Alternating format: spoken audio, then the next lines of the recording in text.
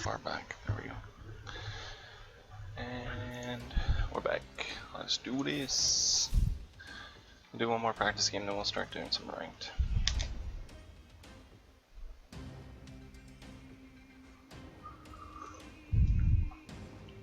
Got my tea. Feel wide awake now, which is great.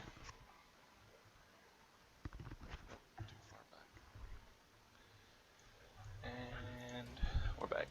Let's do this. We'll do one more practice game, then we'll start doing some ranked. Yeah, I might not do ranked actually. I'm just gonna keep doing some not or unranked rather, and have some fun with that.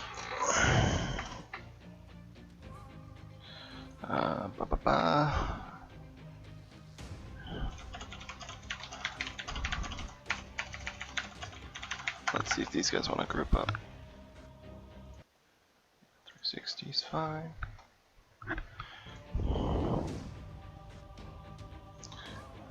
For that.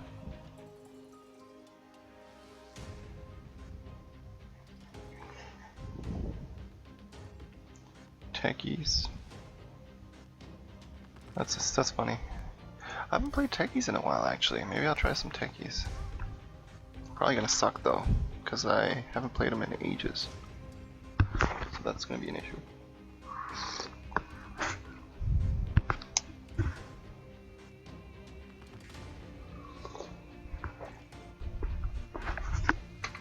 Oh, it's so hot right now. Sounded like Mugatu there. Yeah, so he's so hot right now. Maybe I'll go for a pure jungler. Bat. Oh, Bat's not bad actually. I haven't played Bat in a while either. Bat would be good. Where are the two toss now? That's good. What about the mounts? That's the common one. And that's the mythical werebat. Let's go with the werebat. She looks cool. For shoulder, that's I think common, regular, right? And that's his uncommon. But this has ambient effects. What are the ambient effects? Oh, okay, I see the little thing. And common, mythical, let's go with this. Looks kind of weird a little bit. It's like vampiric almost.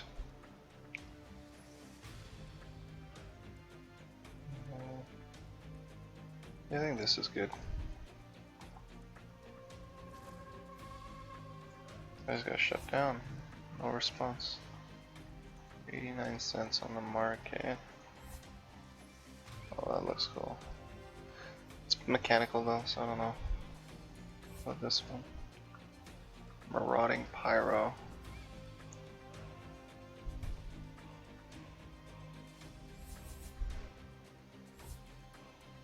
This one looks pretty cool. I don't like the way his bat's covered though. I like to see the face of the bat. Glow bat. That's funny looking. Let's see. What the heck? Why is this 23 bucks? That's ugly.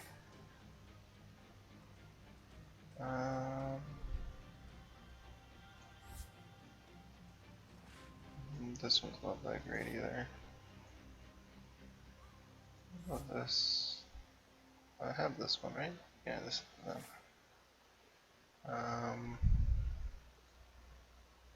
Ooh, this one looks pretty cool. Actually, never mind, I take that back. Okay, let's see his talent tree. Ooh, Firefly duration increase.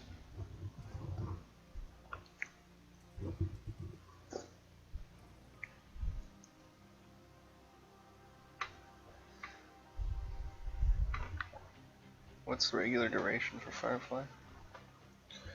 About 18 seconds. So you got it for 26 seconds. It's huge. I think I'm gonna go bat. Yep. All pick. Have some fun with it. Hopefully these guys load though. Doesn't look like they will. 85, 58, 65, 32, 26, 24, 67. A lot of new guys on this side. But this guy doesn't look like he's gonna load.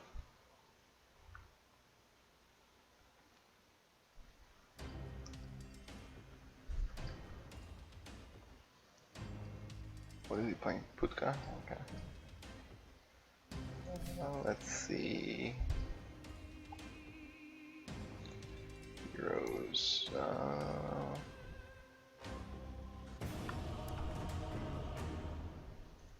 Next. Here we go. All pick. Well, that one was a big slurp. Almost spilt it. 47, 33, 22, 66, 34, 54, 9, 4, 40. See how this goes.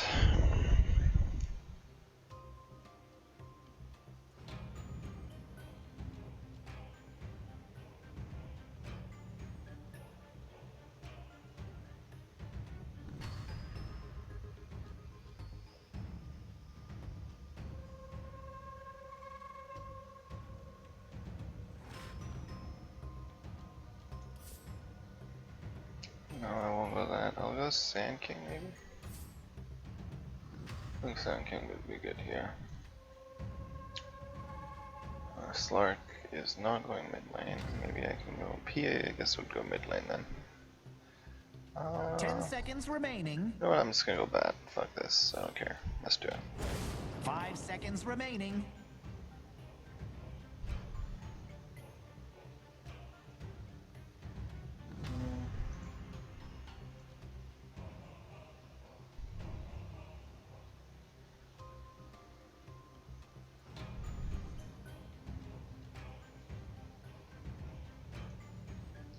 Alright, let's do it.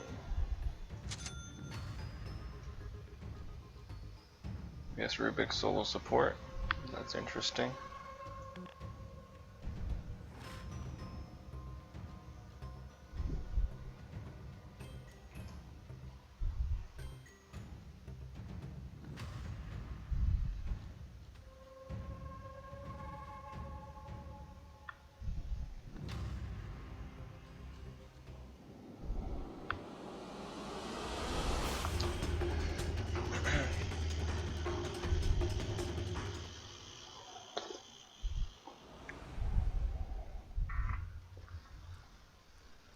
Peeling out. I don't know if I want to risk it on this game. Prepare for battle. Oh yeah. No career. Woo!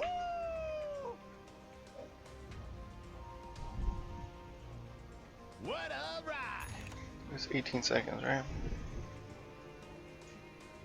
Carving the lanes. Oh yeah. I should be able to kill 30 seconds to battle. the medium stacks, I think, from here to here. Yeah, girl. You should back, man. What are you doing? Sorry. Like, Look out. let's contest the rune. One force fire coming up. Hell yeah. Finally, what we all came for. Oh yeah. Oh, This should make my life just easy. got interesting. Swoop in. Keeping my knees in the breeze. I don't know what this sniper's doing, man. What a ride.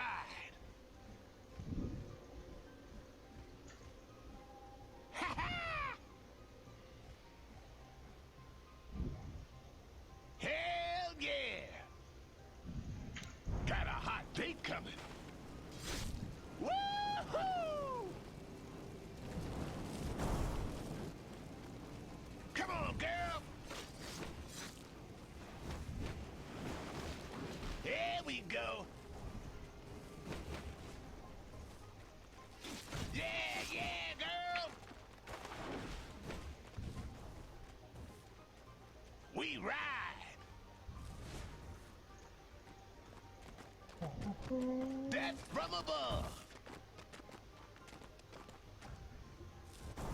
What a ride.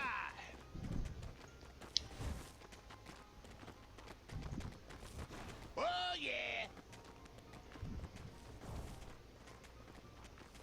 Riding. This is so slow. I should have gone napalm first. Hell yeah.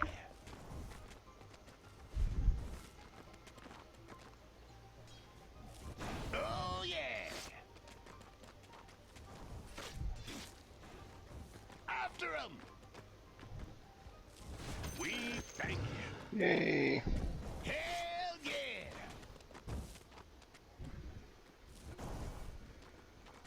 What a ride.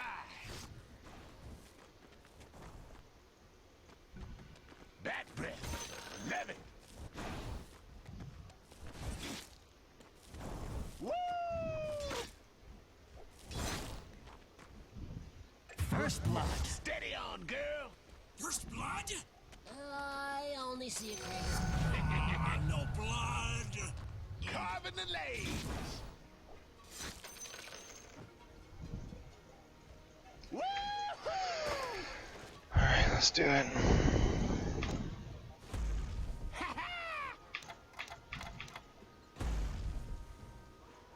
And not ready. Yeah, girl. Nice. It's not time yet. Hot damn. Let out.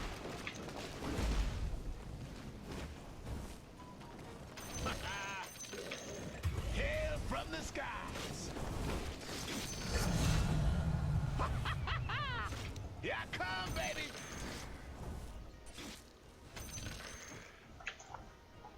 Healing out. Keeping my knees in the breeze. I gotta time this better. Shadow of the bat. Not yet. Soaring. Love that smell. This is gonna burn. Yeah, yeah, girl. Oh, yeah. I'm not gonna waste it here. Swoop in. Yeah, yeah, yeah, yeah, yeah. We ride.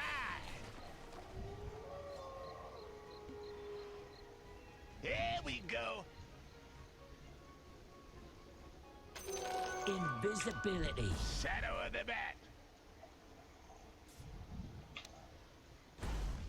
Oh, yeah. It's not time yet. Steady on, girl.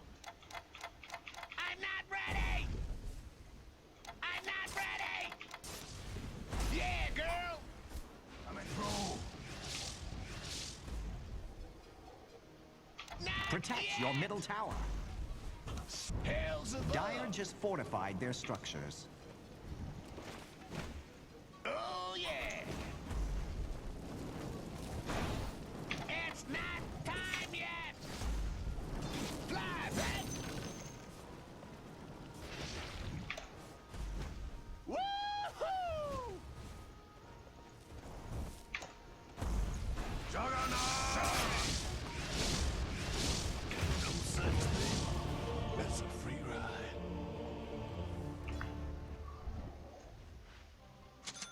And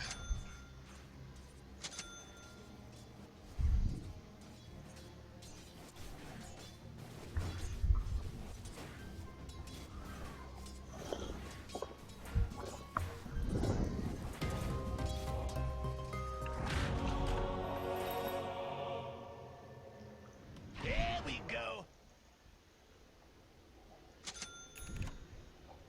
Hell yeah. What a ride. did he get those two? Yeah, he did. Look out. Not yet. Got a hot date coming.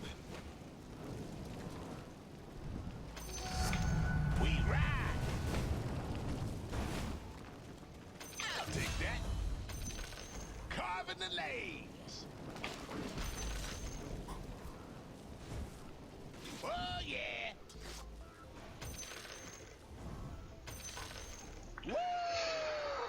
Oh yeah, got that one. Hell yeah. Keeping my knees in the breeze. It's not time yet. Split the lane. Killing spree. Love that smell.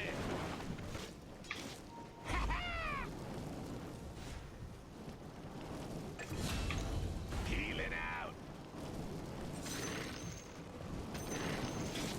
What a ride. Yeah, yeah, girl.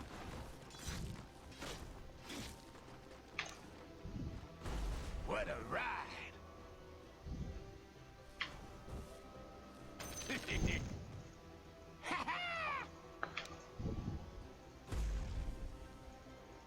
What a ride.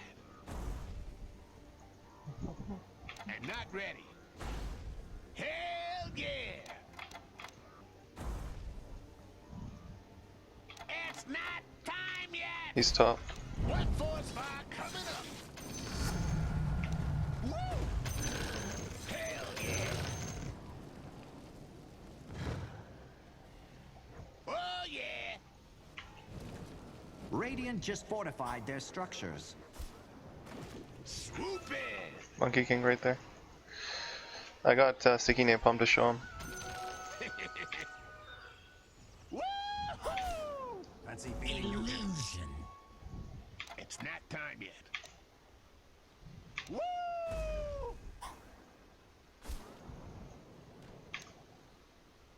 Like a meteor. I'm under attack. Ah! Oh, you Take that. It's done.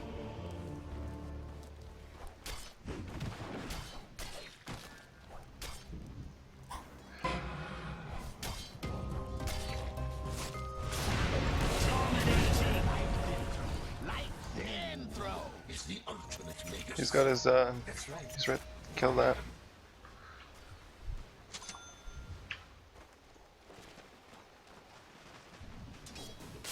Heal it out. Jug doesn't have his ulti anymore.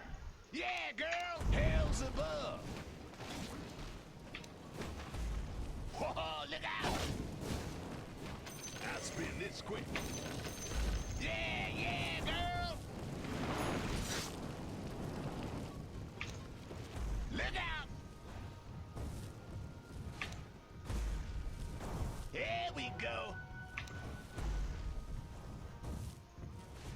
Hey, up here. Not yet. Scorching, baby. Whoa, look out. The enemy dares attack your middle tower?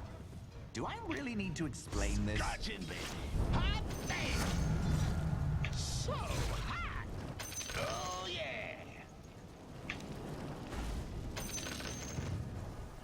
Shadow of the bat. Killing spree. And not ready. Soaring. Dominating. Double kill. Hey, up here.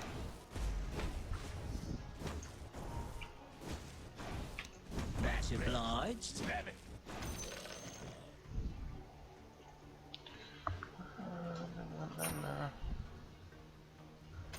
Steady on, girl.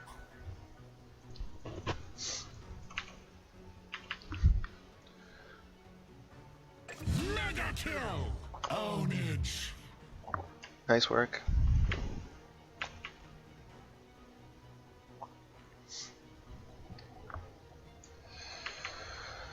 We ride. I died twice, unfortunately.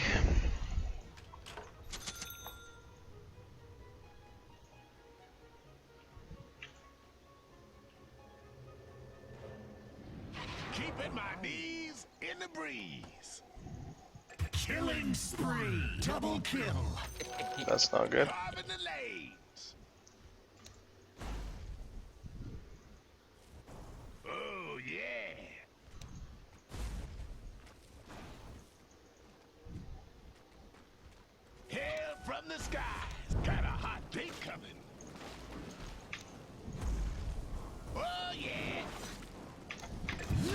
kill. Earn me a new patch. It's not time yet. Your middle tower is under attack.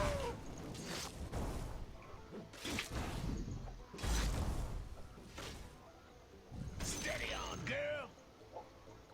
Unstoppable. Yeah, baby. Keeping my knees in the breeze. This should make my life easier. There we go. I'm really close to blink. Right. I'm gonna grab Juggernaut with my ulti. We ride. Sorry. Peeling out. Hot damn. Look out. Yeah, he's not here. Woohoo!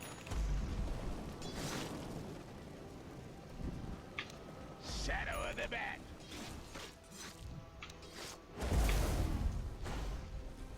Carving the lanes. My soul's on fire. Ha ha! Middle, watch out. Wicked sick. Oh yeah. Monster kill. Yeah. Double Nice work. kill.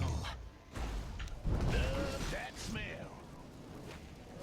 Regeneration. Girl.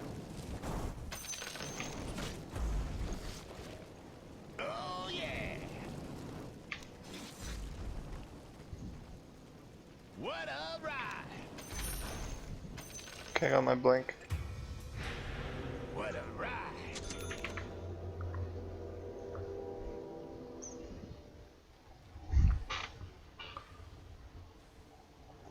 They're attacking your bottom tower. Blink dagger. Hell yeah. That's not good. Yeah, girl. Look out. Carving the lanes. Yeah, we need to defend top. Hell yeah. Those devils are attacking your top tower. Dire have Oh, yeah. fortified their structures. Cowards. Coming from Poker. Your top tower is under attack. Yeah, girl. Hell's above. Here we come. Oh, yeah.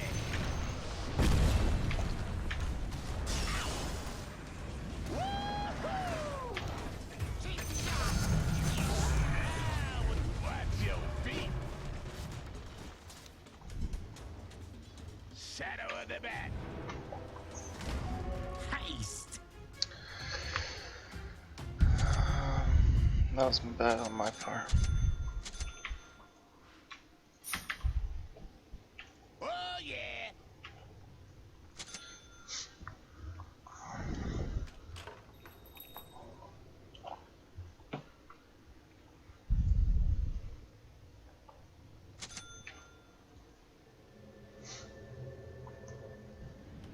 What a ride.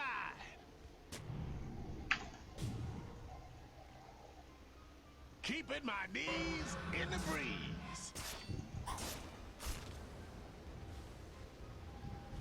Peeling out.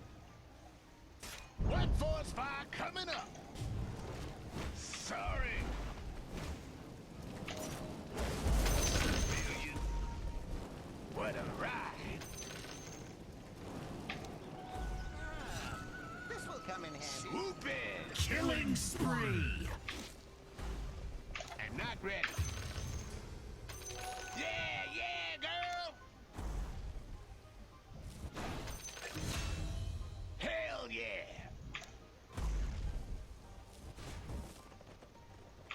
Riding wild. After him.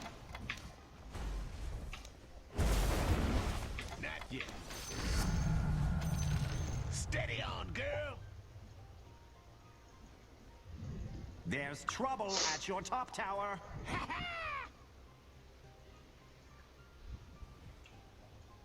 Here we go. We ride.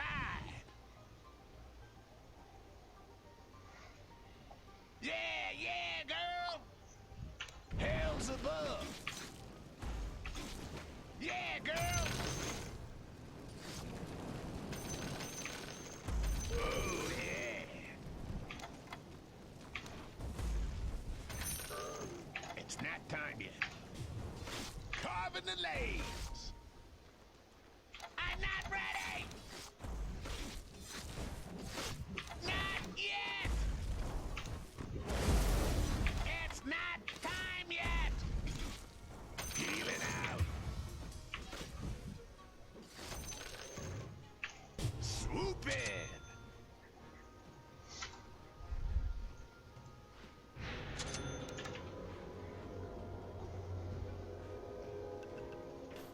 Woohoo!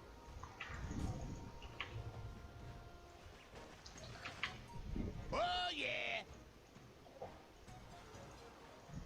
I'm not ready. Here we go. I'll take that.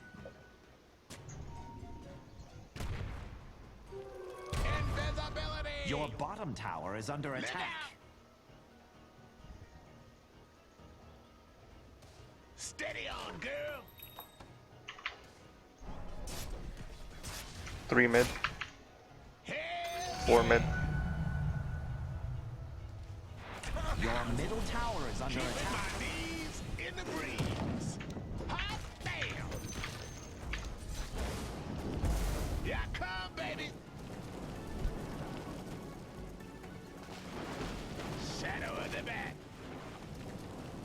Radiant have fortified their structures. Oh, yeah. Weaklings.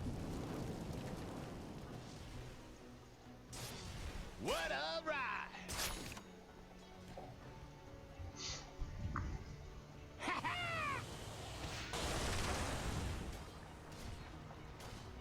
Hell yeah.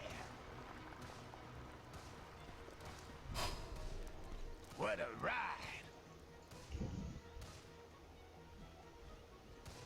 We ride. Got a hot date coming.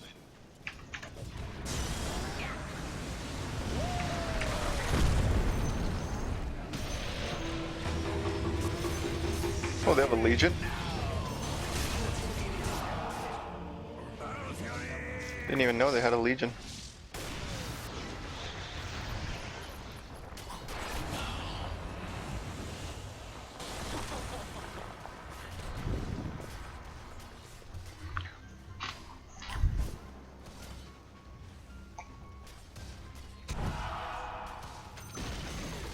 You finally managed to knock down Nice work, the guys. enemy's middle tower.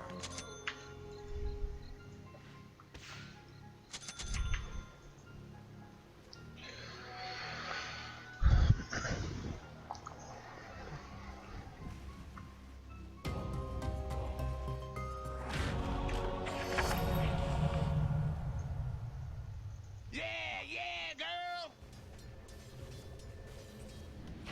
One force fire coming up. We ride.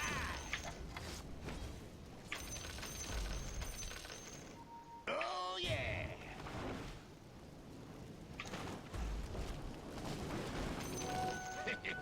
Illusion. Here we go. Shadow of the bat. Not yet.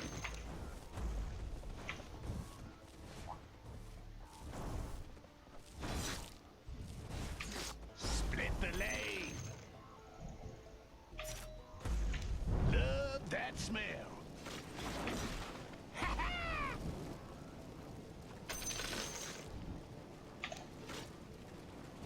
Swoop in.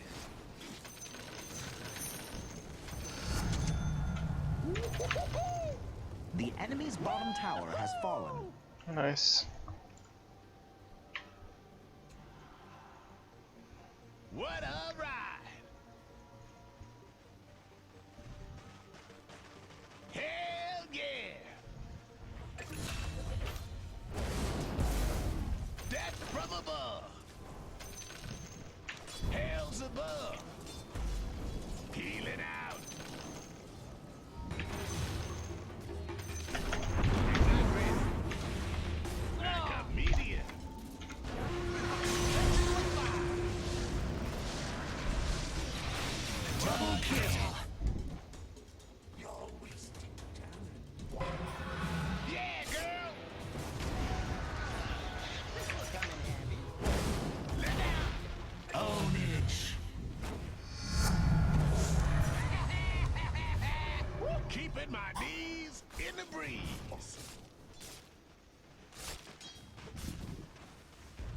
Woo!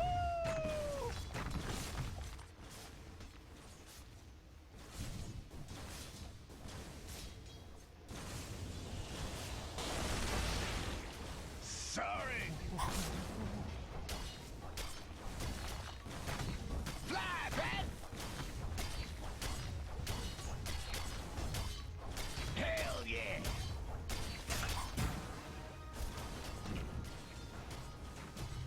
Caught in the lanes. We don't know where Monkey is. Careful, guys.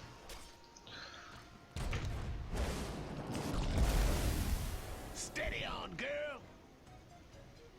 I'll take that. Twice. Oh, sorry, PA. Sorry. I didn't see you coming. Shadow of the bat. What force fire coming up? Woo! Death from above. Come on, girl. This is gonna burn. Keeping my knees in the breeze. Here we go. How I wish I had this back in top. What Reef. a ride. Watch out, Slark. Gotcha! Get out. Swoop in. Killing spree! Oh, Steady on, girl. Hell yeah. Oh yeah.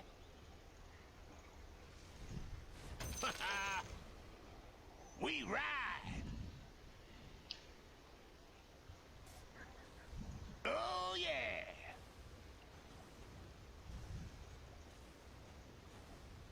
Radiant structures are fortified.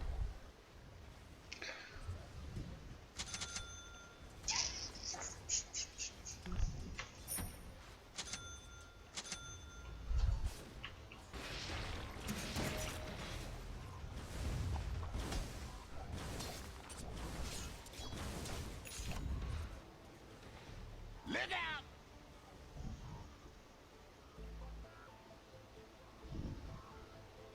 Hell yeah.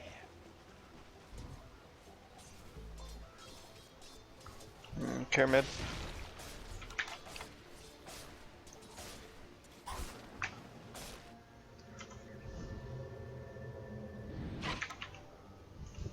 Yeah, girl.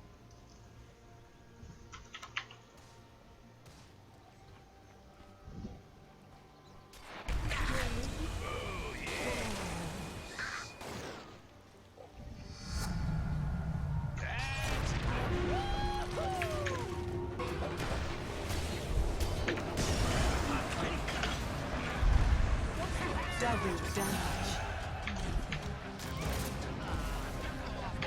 killing spree! Double kill! Killing spree! Double kill! That Nice. went well, I think.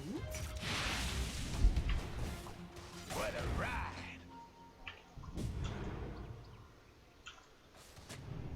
Oh fuck. Damn it. Look at The that assault ward. on your bottom tower has begun. Dire's structures are fortified.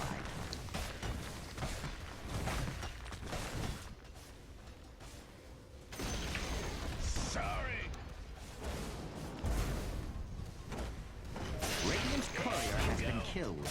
Perhaps they'll graduate to killing heroes under attack. Steady on, girl. Your bottom tower has fallen. The enemy just lost their middle Hey, barracks. up here. Ooh, that was close. What a ride. Oh, yeah.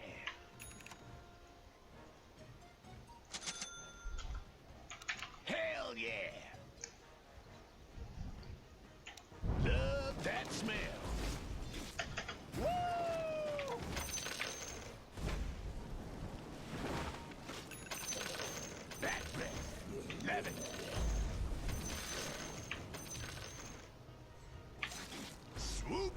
should help.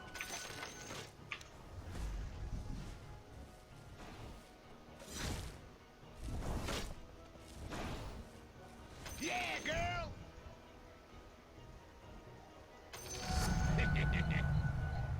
Woohoo! Not yet. We ride.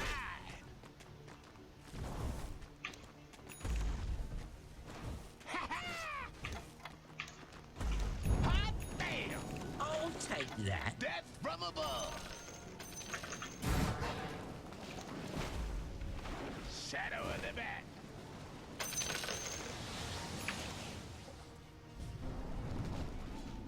Hell yeah! Oh yeah! Look out! Dual level 2, nice. What a ride!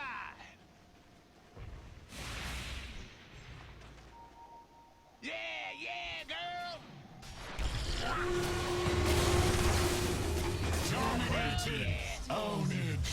The veiled oracle chose you. Fly, bat! Let's get top tower.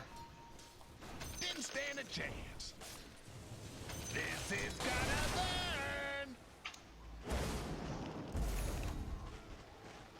Peeling out. Carving the lanes. Keeping The my enemy's top knees tower is in the down. breeze. Hells above. Oh yeah. Ownage. This isn't the end. I just let you free. Oh yeah.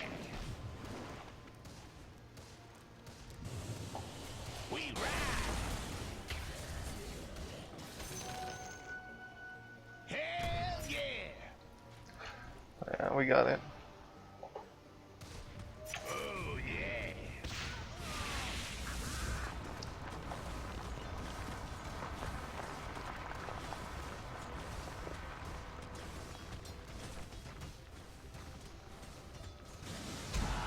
What force fire coming up? Healing out. Dominating. Ownage. Keeping my knees. Killing spree. They were nuts. Right. Gotcha. Killing spree. Double kill. Nice. The enemy's top tower has fallen.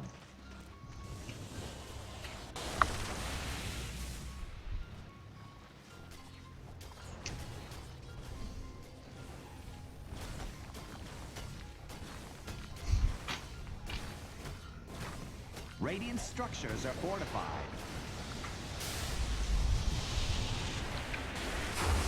You like that, Rubik? I used him as soon as he used his ulti.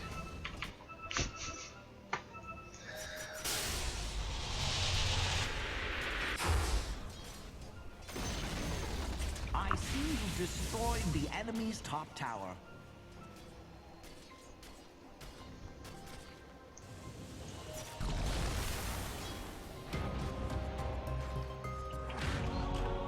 Back from the boneyard. Let's do that. That. Damn it. Woohoo!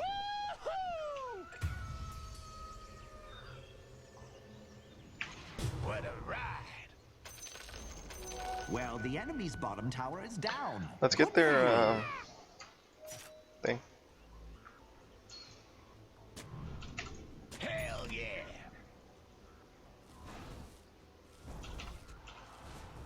Whoa, look out!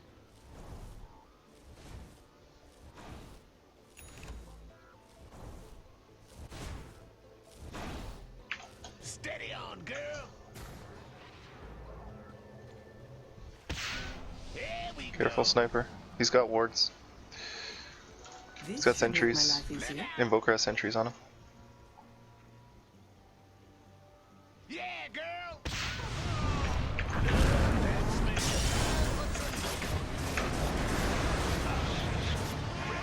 Your weapon has no place on my battlefield, sniper. I told you, man.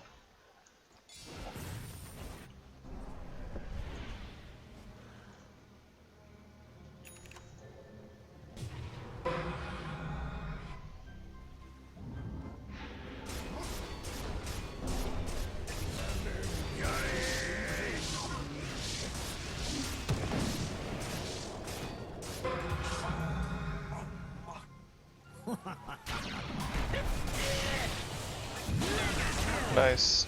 You guys should be able to push off of this.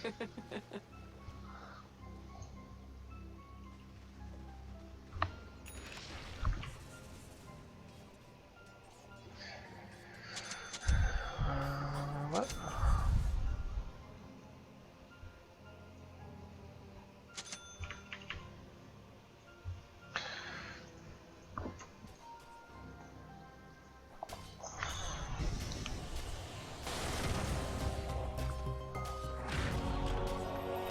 Into the fight.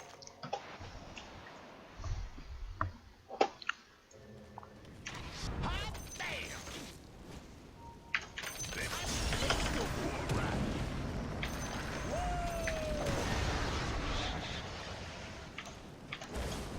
Invisibility. Blades.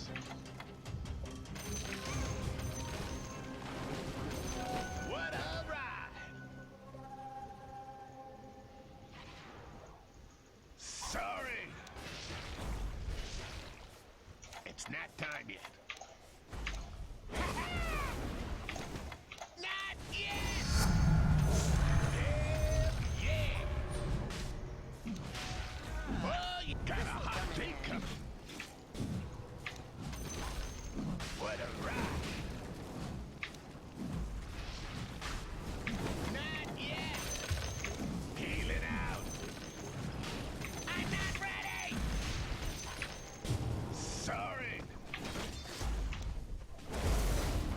Not yet. Oh yeah. Roshan goes about this immortality thing all wrong. Keeping my knees in the breeze. Look out.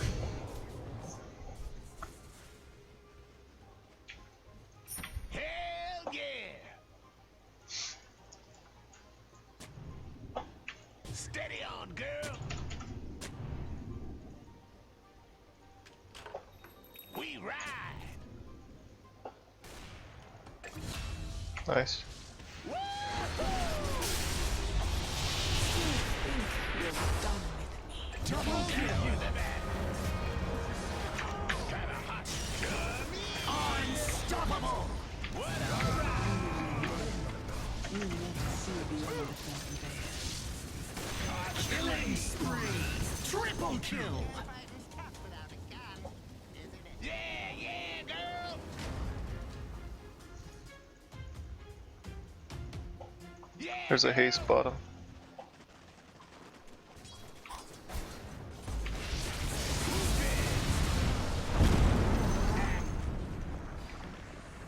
Oh yeah. I'll take that. Here we go. Back up, sniper. Woo! Radiant just fortified their structures. Welcome to the secret shop. Hell yeah.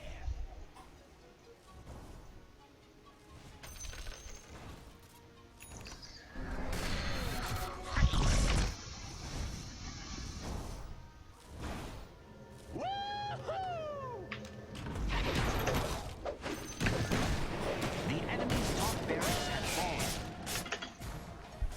And not ready. The enemy's There we middle go. barracks have fallen. Hot damn. Yeah, girl. It's not time yet. That was close. Oh yeah. Carving the lanes.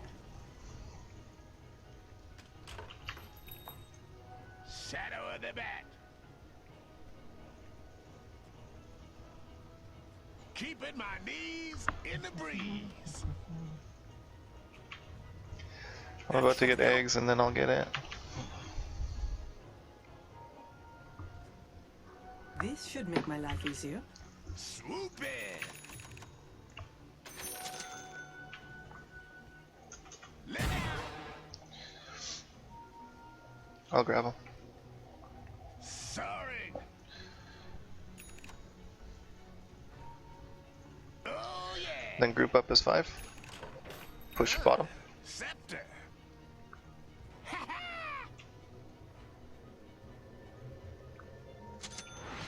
Steady on, girl. Okay, I'm coming bot. We ride. Love that smell.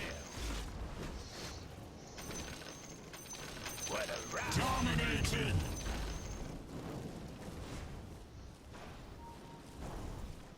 Hell yeah. Snack time yet. Scotch it, baby.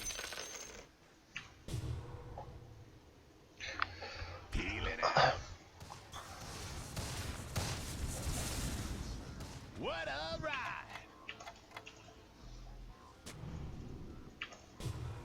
Hell yeah. Woo, that's a lot of shit. Oh my god. Yeah, girl.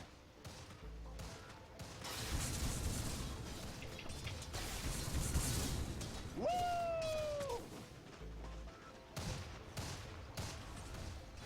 Oh, hell's above. Wicked sick. Mega kill. Say goodbye to the enemy's bottom tower.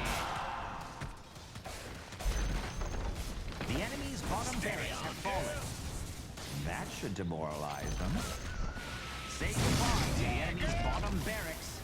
It took you long enough.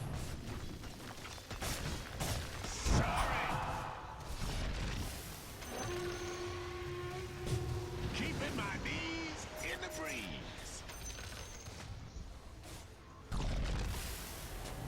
Yeah, yeah, girl. There we go. Man, those things are everywhere. What a ride. Ah! The enemy's top barracks now have mega creeps. Oh, yeah.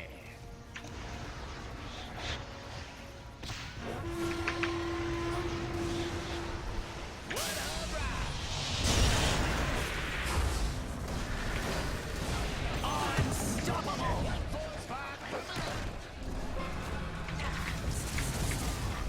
Monster kill. Godlike double kill. We ride.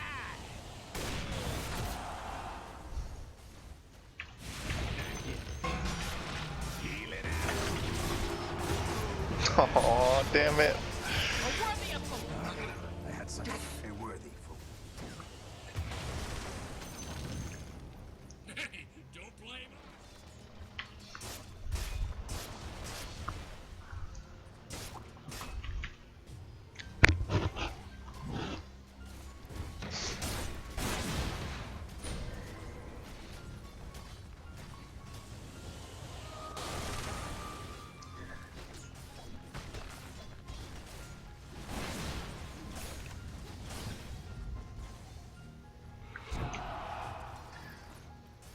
One 617.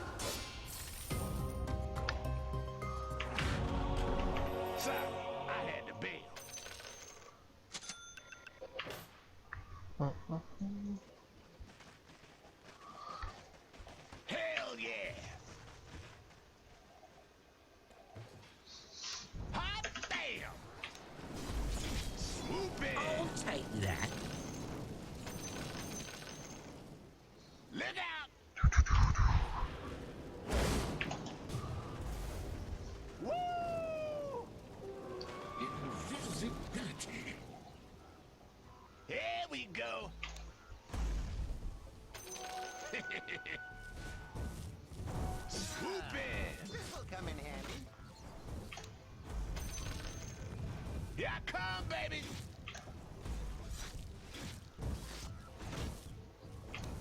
After him. And not ready. Got a hot bait coming. Oh, yeah. Dire have fortified their structures. Steady on, girl. Haste. Yeah, girl. Oh, yeah.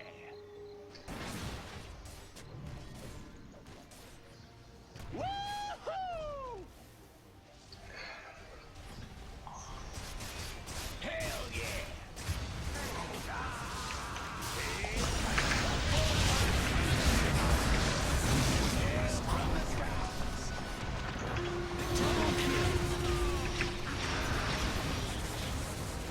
Killing spree. Triple kill. Vegas returns. What a ride. GG. Radiants have fortified their structures. Weaklings. Ride.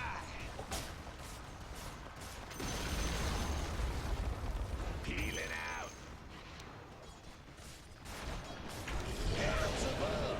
Dire victory. GG.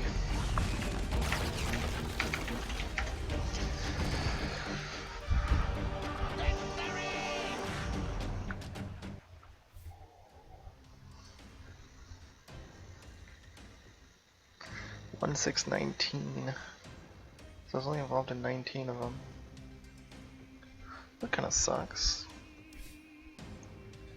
Whatever. Yeah, I think I'm done for today. Oh, what? Abo, Gengen Abo, please. What? What does that mean? I don't know what that means.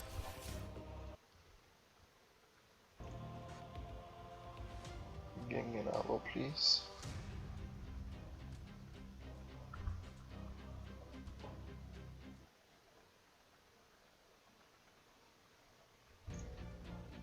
Grizzly TV? What's that? Let's see. Who is Grizzly TV?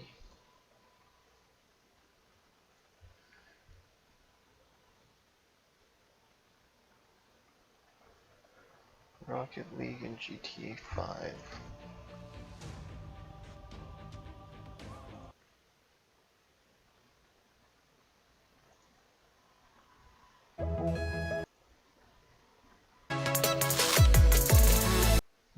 It's random stuff. Alright, let's listen to some Carl Pilkington. Oh, whoa, what's this? Something's going on at Trump Tower today? Okay. Folks are awake now. All right. Omar So has he to has had continue his first major accomplishment because everybody is going to be on his behind. But you kept the blueprint alive on how to effectively represent your community and get things done, effectuate change. It's one thing to be upset and protest. It's another thing to have a plan. Everybody can identify the problem, particularly when it directly affects you. Very few of us can come up with the solutions on how you fix that so we don't keep repeating it.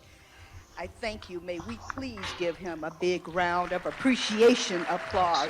We love you, Reverend Al. So yesterday, for the first time since my son was a lot younger than he is now, he spent the day in church with me because Reverend Al kept us in church all day yesterday with a program that I've got to talk about for a moment. It's a partnership between the National Action Network, our company, and the University of Phoenix. The University of Phoenix has Gwendolyn Brooks' nephew. Byron Jones is their CFO, a brother who's totally committed to seeing to it that things change between the company that he works for, that a lot of people don't realize, but a lot of black folks attend the University of Phoenix online because they work. Let's see. Is there any other good event for Martin Luther King Day today?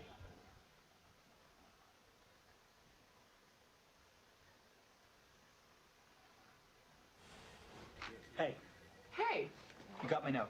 about moving the press room to the OEOB. I did. And? Don't let anyone ever know that you wrote it, and don't ever mention it again under any circumstances. Moving the press room? See what you did? CJ. You mentioned it. Look. Did it again. No, I didn't. You were about to. Just the OEOB just across the street. We're not getting a swimming pool, Sam. No, we're not getting a swimming pool, but we can get much needed office space.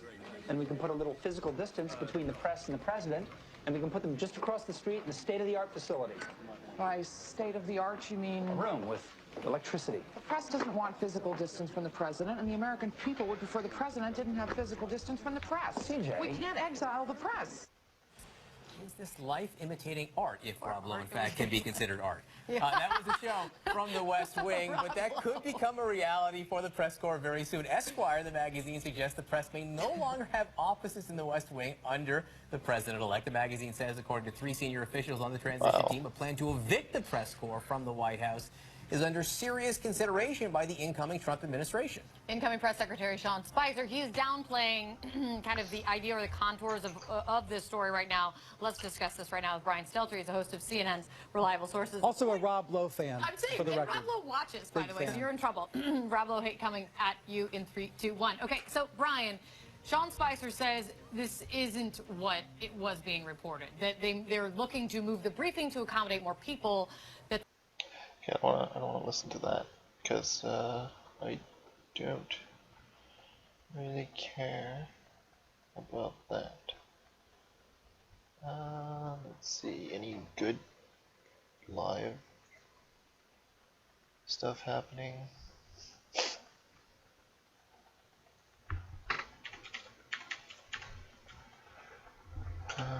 Let's see, there's too many spaces.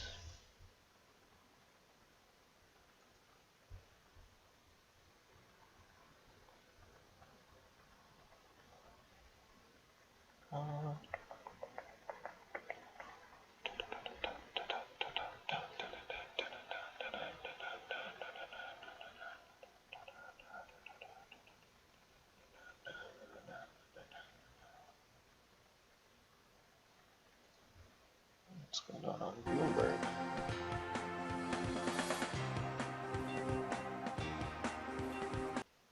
Nothing interesting. Alright.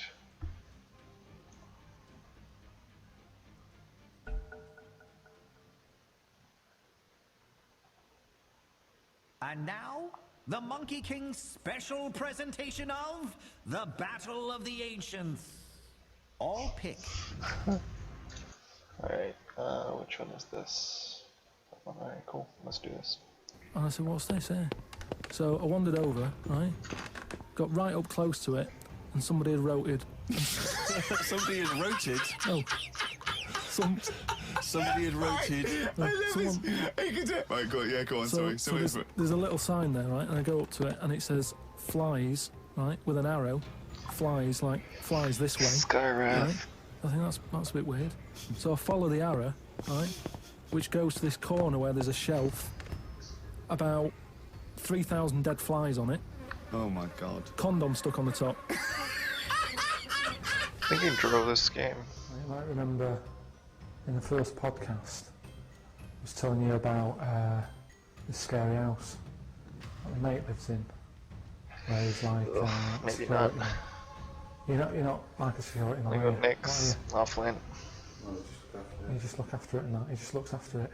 10 seconds So this is it, remaining. because I thought I'd show you around it, because just in case you thought I'd made it up and that. 5 about seconds the, remaining. The bit about the flies and all that. And these flies on the shelf and stuff. So this is the sort of state I was telling you how it's a mess. This is it. Let's do that. Ceiling's caving in over there. It's just there. Change the loadout slightly. No pants. Oh, yeah, that's better. That looks cooler.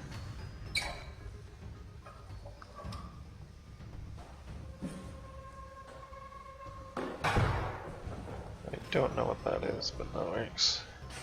Right then, we've found the room that I was talking about on the podcast, with the dead flies and that on it.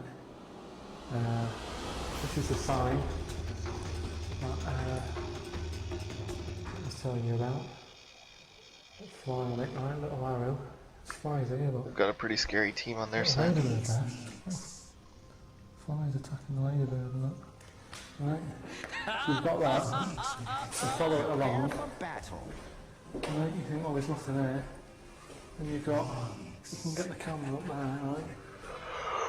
Look at that lot. Dead flies. I'm just showing you this because some people have said, oh, you made it up and all that. But there's no way, just for the sake of the podcast, I'd go around collecting that many dead flies.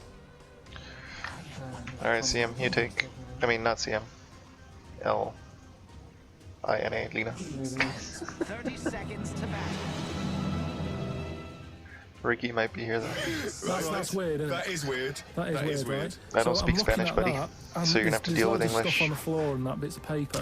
Picked up this bit of paper, right? And it had, like in biro and that. It looked really old, like it'd been there years. And it had. And what are you doing on US West server if you're Spanish speaking? Nappies. You should be on South American server. Right. Blankets. Like, all this, like, old stuff for, like. And I turned it over, right? And it said, none of this now needed. Baby dead. Right. Now that's weird, isn't it? Now that's what I'm talking about when you get a bad vibe. You go, that's who's been in here. It's bad vibe, it's just based on the fact that your mate's in charge. Yeah, that's terrifying. I mean, yeah, so it's like saying, are we scared of the dark? Yes, I understand why people are scared of the dark. I'm a little bit scared of the dark. You're walking along. Because you don't know what's in it. Yeah, you don't know what's in the darkness. That's why people get nervous. It doesn't mean you have to make the leap then that you've got some paranormal sense. Oh my God, I'm Carl Pilkington, and hang on. Just like Derek Acora, I have sensed something strange and evil in this room. Wait a minute, there's some flies in a condom. I was right all along. That is weird. Flies in a Johnny equals badness. the flies in the condom was weird. It's weird, I don't know what it is. But the nuts. I just think of his face when he saw that, reading it by torchlight. You must have been terrified. It's a bit odd. I think we can kill the Pudge. She doesn't have rot. Rick, you'll be pleased to know we've already had some responses, and Simon and Mark have already emailed us in this link to something that was on the BBC News website. I don't know if you're familiar with this, but it's a remarkable story.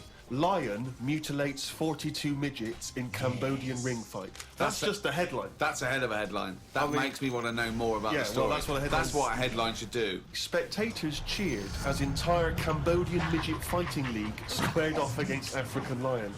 Tickets had been sold out 3 weeks before the much-anticipated fight. The fight was organised when an angry fan contested Yang Shamoni, president of the CMFL, claiming that one lion could defeat his entire league of 42 fighters. Well, the fight was ended, Rick, after only 12 minutes, after which 28 of the midget fighters were declared dead. That's not good. While the other 14 suffered severe injuries, including broken bones, lost limbs, and they were basically unable to fight. But the lion wasn't hurt? It would have seemed that the lion was okay. Oh, good. Well, that's amazing. Carl, what are your thoughts instantly? I mean, you're bound to have a take on that. See, what's annoying me is I've sent money to Cambodia because apparently they're hungry and haven't got any energy. So what's going on? Well, it's much easier to fill up a midget than it is a regular Cambodian. You know, they're I just feel like I'm being cheated a bit. You were conned before with a charity, weren't you? Well, a few times, yeah. What about the old lady? What was that? I got stopped, and it's like they sort of drag you in by saying, "Have you got a gram?" And I said, "No, they died." And that. It's like, "Oh, did they die of the cold?" No, ill. Well, I think it's just old age.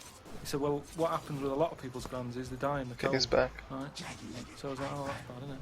Anyway, so she's chatting, and she's showing me pictures of these old women who look cold, right? Saying, "Look at her, that's Edna. You know, she's got no family, she can't pay the bills and all that." Yeah. So I'm like, "Oh yeah." Anyway, it goes on for about 15 minutes, and you feel bad, giving you bank details, right? And what happens is, every couple of months you get a letter from Edna.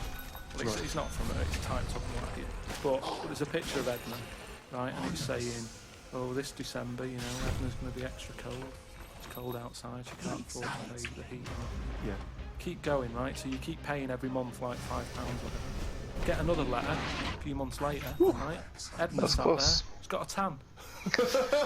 What do you mean she's got a tan? Well, when they said, you know, she's cold, I thought they meant for the heating, not to send her on holiday for a month. She sat there with a tan. I'm not joking. Are you sure it wasn't just a sort of a slight problem in the printing? No, definitely. Sure, she looked well happy. Sure, it wasn't liver failure. You see, when does it become like bad? Necro, come on, let's go. Avoid people like that. Do you know what I mean? Because some people say you shouldn't. You know, they're people like us. They just had a bit of bad luck. Of course they are. Yeah, I know, but I remember one on our estate, right? And she was a bit. I think we can kill the What's Putka. the word that you can use? Because I don't want to offend anyone. But I'd say, yeah, but sort of mental homeless. Is that a term? That's the official term. I think that is the new official term. It's mental homeless-itis. Right. So she lived on the estate and what have you, and she aged. How was she homeless if she lived on the estate? Well, she sort of decided to stay down there because I think people on the estate spoke to her more than people who had money. So this mental homeless woman on the estate. He's in there. And what she used to do, right? She acted quite normal. And she used to always push like a pram around with her, right? And I was like, she can't have a kid, can she? Right? And she was dead happy every day. She was up and down, walking up and down the road. Anyway, one day she got to walk past, right? Turned round and looked in the pram. There's a bucket with a face on it.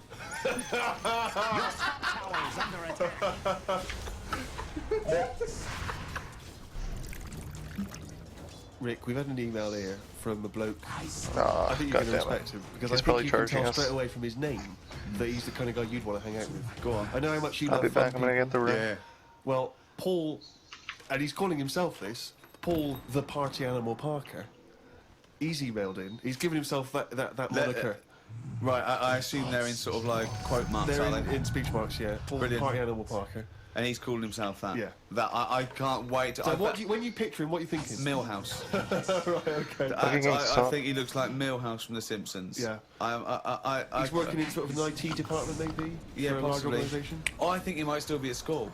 Okay, right, yeah. Yeah, I think. And this is the vital question. Do you believe him to be a party animal? I believe him to be a party animal is as much as a man with a long scarf that his mum knitted him to look like Doctor Who can be a party animal, yes. Do you think that when people are organising parties at his school, they're thinking the first person they got on the list and make sure he's guaranteed Damn it. You've got to take Paul the party animal. Because I bet he's got millions of affectations. I bet he wants to be known as the one that carries around a biscuit tin. Yeah. You know, he's got the scarf. He's the guy who only ever wears bowling shoes. It's his thing. It's his thing. He's a little bit kooky, it's his thing. And it is fairly interesting what he sent in. He's found this on the web. A Serbian man who has invented a sex machine for women. And he's appealing to Western women to test his device. It runs on a 390-volt electric engine, simulates sex, and has a 7.5-inch artificial penis. As soon as I read this, I was thinking, it's just imagining there going, oh, thanks for coming in, yeah, okay. So there's what's going to happen is there's a penis that's going to pop out from here, and it's going to have sex with you. I'm going to stand behind the machine. I've got to stand behind here. There's a lot of dials and stuff. I don't want to bore you with. Well, why do you have to stand behind it? Just I can't. It's technical stuff, but I got to be behind the machine. But there's no penis on the robot at the moment. It's just a hole. Don't worry. What'll happen is I'll switch the machine on. I'll go behind, and then a penis will appear. Will it be like a metal-looking penis? It will be a robotic penis, but it will seem like it's a regular fleshy human penis. So you've made this sort of like robotic penis look really realistic. It's really realistic. You will not be able to tell the difference between, say, the robot one and mine, for instance. Okay, well I don't want to see yours. No, there's absolutely not. I've not come around here to have sex with a person. I know, you've come around to test the machine. Yeah, and that is exactly what you're going to get. Okay, Like a well, piece of mechanical action. To a lot of people, sex is important. You know what I mean? Not to you. Well, it serves a purpose. What purpose? No. Because you don't want to have kids, so what purpose? Something to do with it, when the telly's broke. But for years, like they've found stuff, haven't they? Machines from like Roman times to that setup. No machines in Roman times. Like that though, the old sort of knob on a stick machine thing. The old Roman knob-on-a-stick. I'm sorry, but I watch Time Team every week, and Tony Robinson has never done that. An old knob-on-a-stick machine. I just think of Julius Caesar sitting down and go, okay, aqueduct, we love that. Thanks for that. Straight roads, good idea. We can see the enemy coming. What have you got there? Well, I'm glad you've asked. Blonticus. What have you got there? Wanklicus. What I've got here is a yieldy knob, and I've put that on the end of a stick. Oh, a stick as phallus. Okay, well done, Wanklicus. I'm almost at well done. You six, are my new almost right-hand six. man, as they say. What are you doing? Excellent. Teal? They do stuff like that. You've been in the London Museum and that, and you've got sort of sex stuff from years ago. They've got like these metal pants. They used to wear. I don't know what that is. Metal pants. Yeah, sort of Is metal. that a chastity belt, you mean? What the fuck were you thinking, man? Wear them so that they can... When- Yeah, when- no, but they had them for blokes as well, though. Metal pants for blokes. Yeah, Why? No, I just think they're sort of like sexy metal pants. What? Oh, I don't know what you mean. Got all Sexy the metal coming pants. top We'll for have the to kill. look, because I haven't got it in front of me. It's just something I remember seeing, some sort of sexy metal pants that I used to wear. But what are you saying, sexy metal pants? That was not British Museum, that was Soho. No, what I mean... That was Old Compton Street. You were looking They at the always shop had to window. be ready Actually, for, I'm gonna like, come battle kill and that, Sarah but at these the were a bottom. little bit sexy, but protective at the same time. I love that! So, Lancelot, are you ready to face the Black Knight? Yeah, what do you think of these? Huh? I just want to look good on the battlefield. Will there be women watching, cheering us on? Well, you're not going to fight like that, are you? What about with your I'm going to wear nothing except these sexy metal pants. But what about your chest is exposed? No, well, it's a good chest. I've been working out. Yeah, I know, but what I mean is you want metal all I've actually over. been lifting up the round table every week. I just work out, do that about 4 times a day. But that machine, right? They have sentries down here. Did it have to be a woman, or could they have got a little gay fella in? I don't know. Just check. It doesn't actually specify the small print. Yeah. I love that. Why do you want to see a little gay fella be? I don't want to see it. I'm just saying they're sort of more. Why do, Carl? Why do you want? I don't want to see it. Why do you want to watch a gay man get buggered by a robot? I wasn't the one typing in gay machines on the internet, finding stuff out about. It's not a gay Steve was. machine. You just made it into a gay machine. Yeah, he wanted to pleasure women with this machine. Oh. You're saying, can I see a He's little tough. gay fella get a robotic cock on his arse? You're the one requesting that, Carl I don't want Pilkington. that. I'm just saying that. You're the one that wants to see gay men with metal stuff up their anus. No, what I'm saying is they're more up for a bit more experimentation than. What are you saying? Why is that the case? Why? Why do you say that? So Just- blues just- there. They just, butt plugs and that. I mean, what I'm saying is. What, you can't just say butt plugs and that. I'm just saying that I reckon they'd be up for it. What That's do you know I'm about saying. butt plugs? I don't know anything about them. I just remember seeing an advert for some once in a sex shop. What are you doing? What are you doing? No, They're I all wasn't. missing. I was just walking past. Let's just past get the this sex tower. shop and that. And Your you know, eyes you sort of glint looking. Why were you walking past a sex shop? Because I was on the way to work and that, and I passed one, and there was a little sort of one. It was open early, which I never understood. Right, it was about 8 o'clock in the morning. Right, and I Who's thought, rushing out for butt plugs rushing that out, early in yeah, the who morning, needs yeah. them now, right? Yeah. But I I sort must of get had a bagel and some poppers on the way to work. I walked past it and it had like a little post-it note or postcard Nice. type thing, and it was like pop in now, buy an item, chucking some free butt plugs. And I didn't know what they for. I've never heard of them before. But all I'm saying is I've since found out what they do with them. What and do if they they do do that with them, then give them a go on that.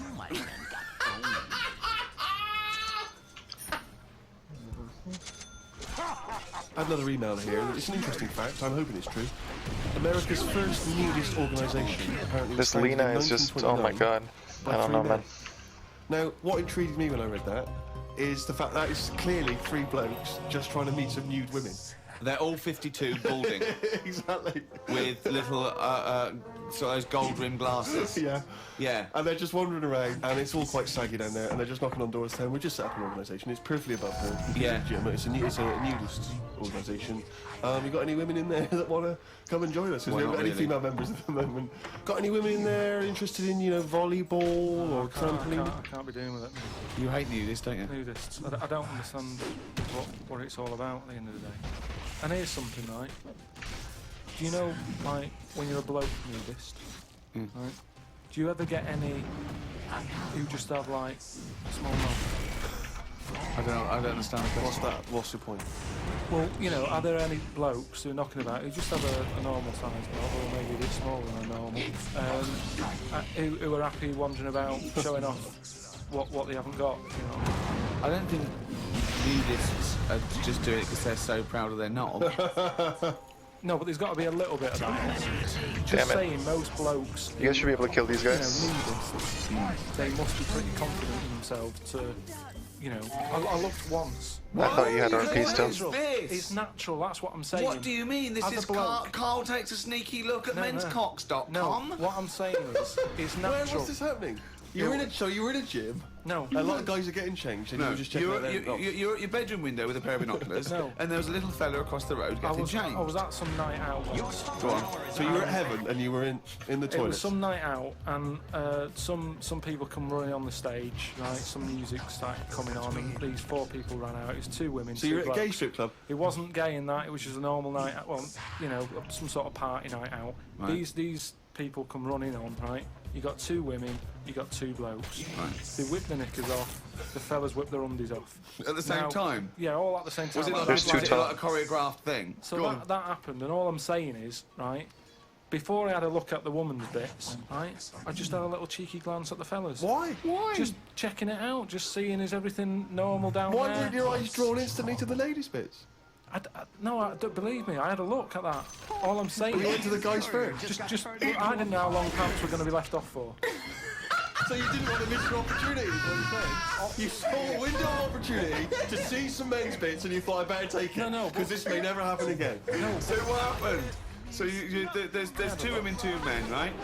I don't know what sort of event this is where you're looking at anyone get their knickers and pants off. I don't know why you're looking at all. So you go right. There's knickers and pants off. Right. Let's check out the knob and testicles first. You're telling me you've never, like, when you've been in a gym or anything, you've not just sort of turned your head, had a look, and gone, all right, yeah, that's all right. So let's just get this question right. Have we ever been in a gym and just taken a sneaky glance at a men's genital? Is that your good, that's funny. Right, for me, it's the same as Hi there. I hope you're enjoying the stream. Let me know if there's any issues with it. I'll be honest. If I was in a gym and fix. a bloke came in with 2 heads, I'd look. I'd get a sneaky glance in the mirror. I'd go. Sorry, you'd look at his genitals. And would you look at someone's genitals? Or would you sneaky look at the heads and then think, I wonder if he's got 2 cocks? And just. I don't try to look there. If I'll tell you what, and now I admit it, if I'm ever in a gym and a naked man with 2 heads walks in, I probably will check out the genitals as well, just to make sure that he's got 2 of everything. Can I tell you the thing that always freaks me out? I do sometimes go to the gym, and I live in North London, and the thing that always freaks me out is if there's an elderly man, often quite short. I'm always freaked out because there's at least 2 I'm aware of who've got very, very large penises. And I always find that really disturbing because sometimes you can't help but notice because it's like Godzilla coming through the change room. Do you know what I mean? So that I do admit, that's the only instance where my eye has been naturally drawn to it. Do you know what annoys me in gyms? Where people walk around happily naked all the time whistling. They get weighed naked, pop a towel on and take off 3 ounces. How exact have those measurements got to be? Yeah. Do you know what I mean? Pop a towel on. I mean, unless you're going on the space shuttle, I reckon you could give or take a couple of stone. Yeah, exactly, yeah. Absolutely right. Well, we've put that to bed. Talking of that was close. Eating knobs. Carol Thatcher, a daughter of one of our leaders. Well, you saw it in I'm a Celebrity, Get Me Out of Here. She popped a couple of bollocks in the mouth, chewed them up, swallowed them. Kangaroo penis there, dried. She couldn't even get. It was so tough she couldn't even get through it. Then she eventually she eats What was it like a pepperoni? Yeah, and she. What do you think of that, Carl? What, eating that sort of stuff? Yeah. I watch it. I like those little trial bits, right? Yeah. But what I don't think people realise is, right, it is hard eating a little kangaroo knob. Really? How do you know? No, it's just, you think about it and you go, oh, couldn't do that, right? But what they never mention on the TV programme, which I think takes it to the next level, right? They're eating that at like 7:30 in the morning. Sure. Right. Which is worse, innit? Yeah. Do you know what I mean? If I was there and Ant and Deck said, right, Carl, eat the knob, I'd go... You should use your silent split secret. A few hours, let me get some rice and that on my belly, and just sort of fill me up a little bit more. I'll pop back at about 6:30 this evening. Right. Have it ready. and I'd be happier then. It's just that thing of, you know, You don't eat animal genitals on an empty stomach. So what are you saying? You could I'm saying like I could eat a knob at night, but just cut that there. We'll loop that. If any DJs are listening, just take that quote. I could eat a knob at night by Carl Pilkington. Maybe do a dance remix. Yeah, I think maybe you're sort of a house producer and you could maybe get some kind of high energy beat going, and then we could just send that out to some of the gay clubs. I'm sure it'd be really popular. Please, anyone send us, you know, that loop with a nice little, you know, funky house beat. Carl Pilkington saying I could eat a knob at night. it is hard eating a knob. So what are you saying? Oh shit! Oh shit! How am I dying here? I could eat a knob at night. Yeah, I'm dead. Your top tower is under attack.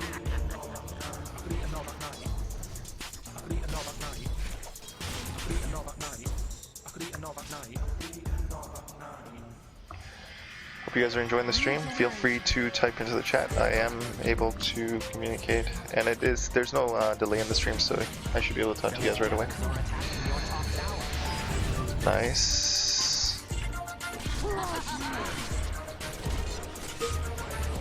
I don't know what this Bloodseeker's thinking, man. Like, what the fuck was that?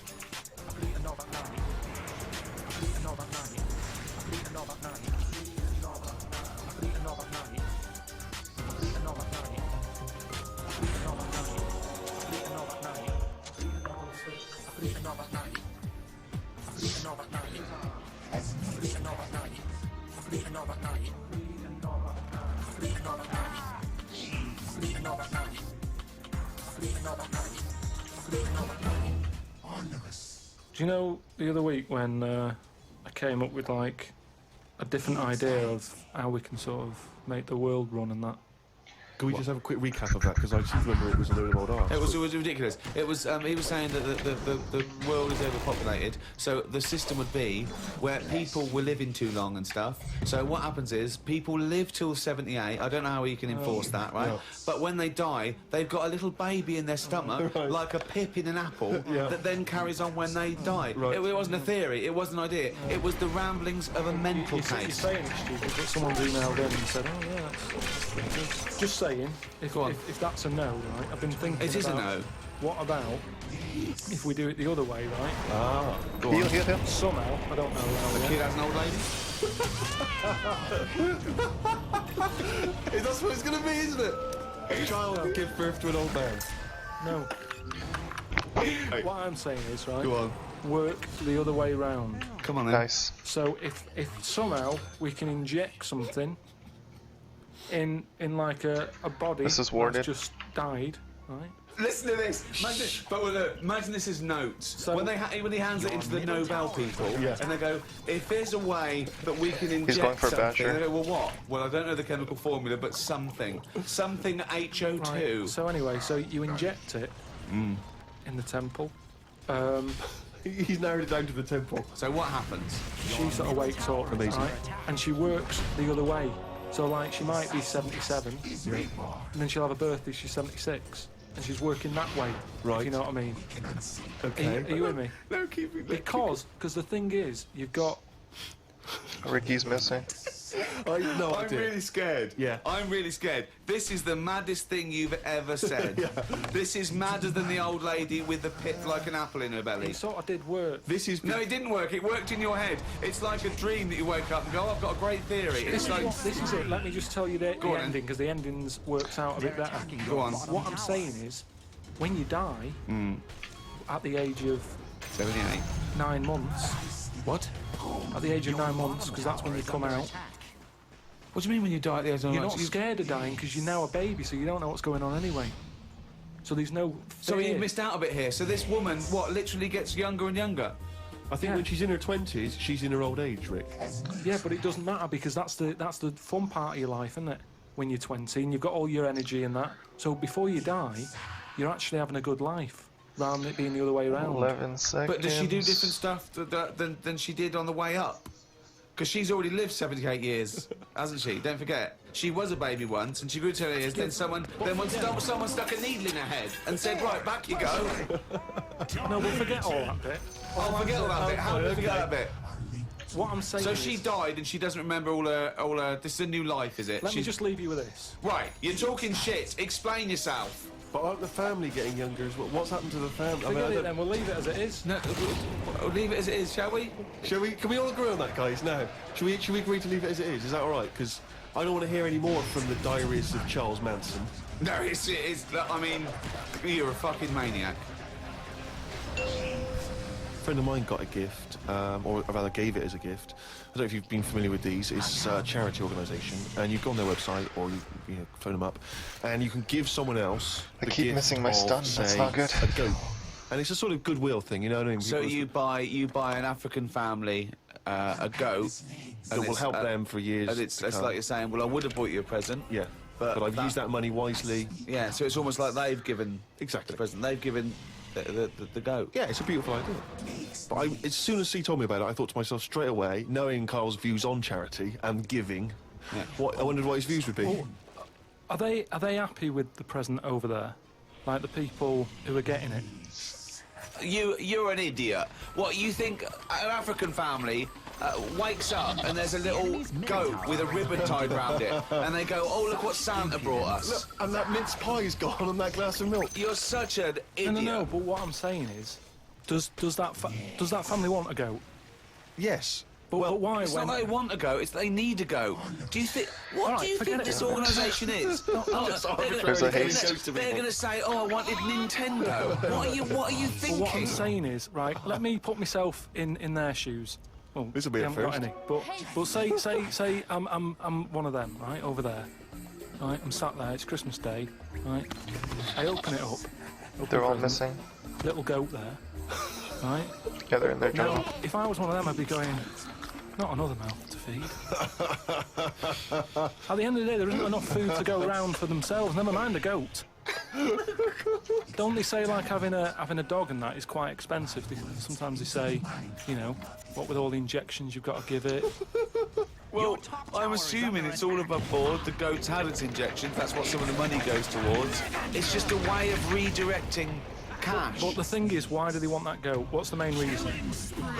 What does a goat give you? Milk. Right. Now, wouldn't it be easy to just send them a bottle of milk? What the fuck? Without all the hassle and the headaches that come with it. That's all I'm saying. And the other thing is, think about the goat. That was happy over here. Suddenly, it's on barren land. No grass. I'm gonna burst! You didn't send a goat from here. I'm saying, who's happy at the end of this, right? You've got a fella who hasn't got a present over here because the mate bought him a goat, right? So yeah, let's do this properly. So there's a tick. He's not happy, right? Then you've got the person who's opened it, who, like you said, wanted something else, right? It's a goat. They go, who's going to look after this, right? So tick, they're not happy. And then you've got the goat going, what am I doing here? You should be careful. Definitely love this, surely. Have you started seeing this now? Virgin are starting plugging Virgin Galactic. I think it's something like 200,000 quid, and you'll get a chance to go in a space shuttle into space. Carl, thoughts? Going to space? Wouldn't it be a fascinating experience to go into space and look back at the Earth? I mean, at what point are you all meant to be happy? Do you know what I mean? You're floating about up there, and because you don't get out, do you? What, you mean to do some duty-free shopping? I'm just talking, you don't go floating about, do you? You stay in your seat. Well, they probably let you move around on the shuttle. Yeah, no, but I'm talking about getting out. For me, when you go on you want to holiday... get out into space? Yes, but that's what I'm saying. When you go on holiday, the flight bit isn't the best bit of the holiday, is it? That's the bit you've got to do. So what I'm saying is you've got to stay on this and then you go back home. If you don't take luggage, right? I don't see the point. Right, so you're there, you're sat in your own clothes for the whole time, same clothes the whole time. But I don't understand what is the point. I think it's the view. I think it's two things. I think it's the view and being able to be part of an exclusive club. I went into space. It's all that thing about man conquering nature, and you're one of that elite few that have managed to pop up, see the world from a distance that no one else can see it from, and then pop down. All that way just for the view. Yeah. Is it worth it? Two bottom. I mean, there's a lot of other places I haven't seen anyway. Right, before I think about that, I think if you've done everywhere, I haven't been to Scotland yet. right? Right, yeah. I'm not being funny, but do you know what I mean? I think we can kill him. Just have a look in your back garden before you go looking in someone else's. In space. Yeah. What would make it a trip worthwhile for you? I mean, if you did go into space, if we gave it to you free of charge, we said, Carl, go. I know the answer. I know the answer to this, Steve. It's thinking, I'd like to meet some aliens that can talk like I do, and I can understand them, and they can tell me something. Like what? Oh, they met God, he was all right. That's the sort of thing, that's what he's going to say. He'd like them to look like monkeys in spacesuits. Yeah. That would be his ideal thing. He'd like to go to the planet of the apes. He would love to go to the... Look, he's nodding. He's nodding. Thoughts, Carl? Well, yeah, that'd be brilliant. What would be brilliant? Seeing a little alien and that, having a chat with him, find out what's been going on. What's been going on? No, but don't you think that... I mean, if you bought me that as a present, right, either of you, I wouldn't be that happy. For me, that's a little bit like... Well, that's annoying, because we've got you a trip to space and a goat. Yeah. We can... Do you know how, like, I am interested in sort of going on another planet. Oh, Monkey King's here on too. another planet, mate. No, but do you know what I mean? It would be quite sort of interesting. How do you think you'd get there? Well, yeah, you'd go on a rocket and stuff, but what I'm saying is... Just get out, get out, get out, you know, get when out. you get there, you're getting out, you're having a bit of a wander. But I wouldn't be happy in just the journey bit of it, that's what I'm saying. That's great, isn't it? But the thing is, because I was looking into it a bit, because I was reading about the Virgin Atlantic thing, right? And I was reading something that in 1971, right, 3 of them went up there. There was one bloke in the rocket, right? The other That's a pretty good buyback by Ricky. wandered off, had a walkabout, seeing what rocks they can find. And that bloke who was in the rocket, right, he was the loneliest man ever in the world. I don't know what to do. What that was. I don't know what to do. I don't know if that's some sort of profound poetry, or do you know what I think he's trying to say? He's trying to say he was, by definition, a human furthest away from all other human contact. Yeah, that's what I'm saying. Pretty sure Ricky's going to be on he here. said loneliest. Loneliest evokes an emotion. Yeah. But It's like he started crying and writing poetry and listening to Morrissey records. But what I was thinking is, do you think when he got up in the morning, he still bothered to put his clothes on?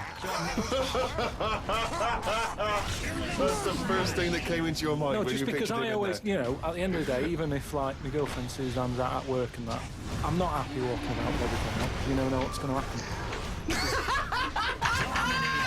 I just mean, you know, someone's going to turn up. no, I don't like what I don't like. No, I always pop some pants on or a towel, even if I'm Not alone. always. Because I've knocked on your door when you've been stood there with... No, he's taking his trousers off. No, I did it especially knowing that you were there. I've done it especially to annoy you. Oh, right. Yeah, so... But do you know what I mean? Do you think he was walking about the rocket with his tackle out?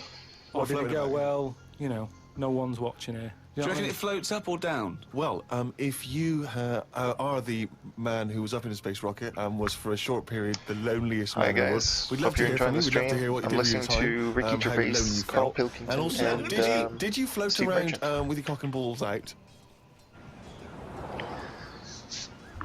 Carl, if you could have a superpower like Superman, what would your superpower be? Can I suggest consciousness? Yeah. Can I have the power of thought? Remember, you've already got opposable thumbs. Cross that one off the list. Oh, go on, Carl.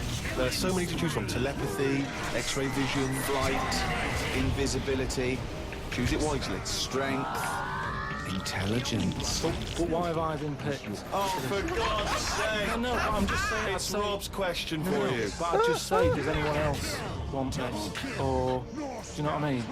Oh, what do you wish you could do that's impossible is the question, or out of... Yeah, if you'd arcade there, I think you would have stopped Monkey King's ulti, and we would have won With that enormous fight. power does come great responsibility. So, would you like Spidey senses? Is that what you're saying? Could be wrong, but come on, Carl, you it know would've what these d- superheroes oh, do. that was close. I know, but it They can always... freeze things, They're they- never happy, are they? Do you know what I mean? Spider-Man that wanted to tell that girl that he could climb walls and that, he's like, no. Superman never told Lewis and that.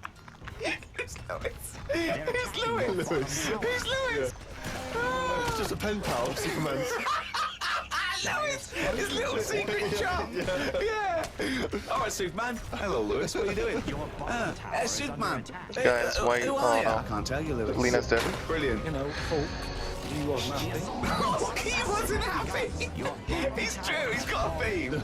He has got a theme. There's not many happy superheroes, are But there? leaving aside the superheroes you're already aware of, what sort of powers do you want? You don't have to fight crime with it, Carl. Let me just remind you of some of the other things. Invisibility. All the time, though, or can I sort of turn that on and off? Let's say you could turn it on and off. Is that interesting? Yeah.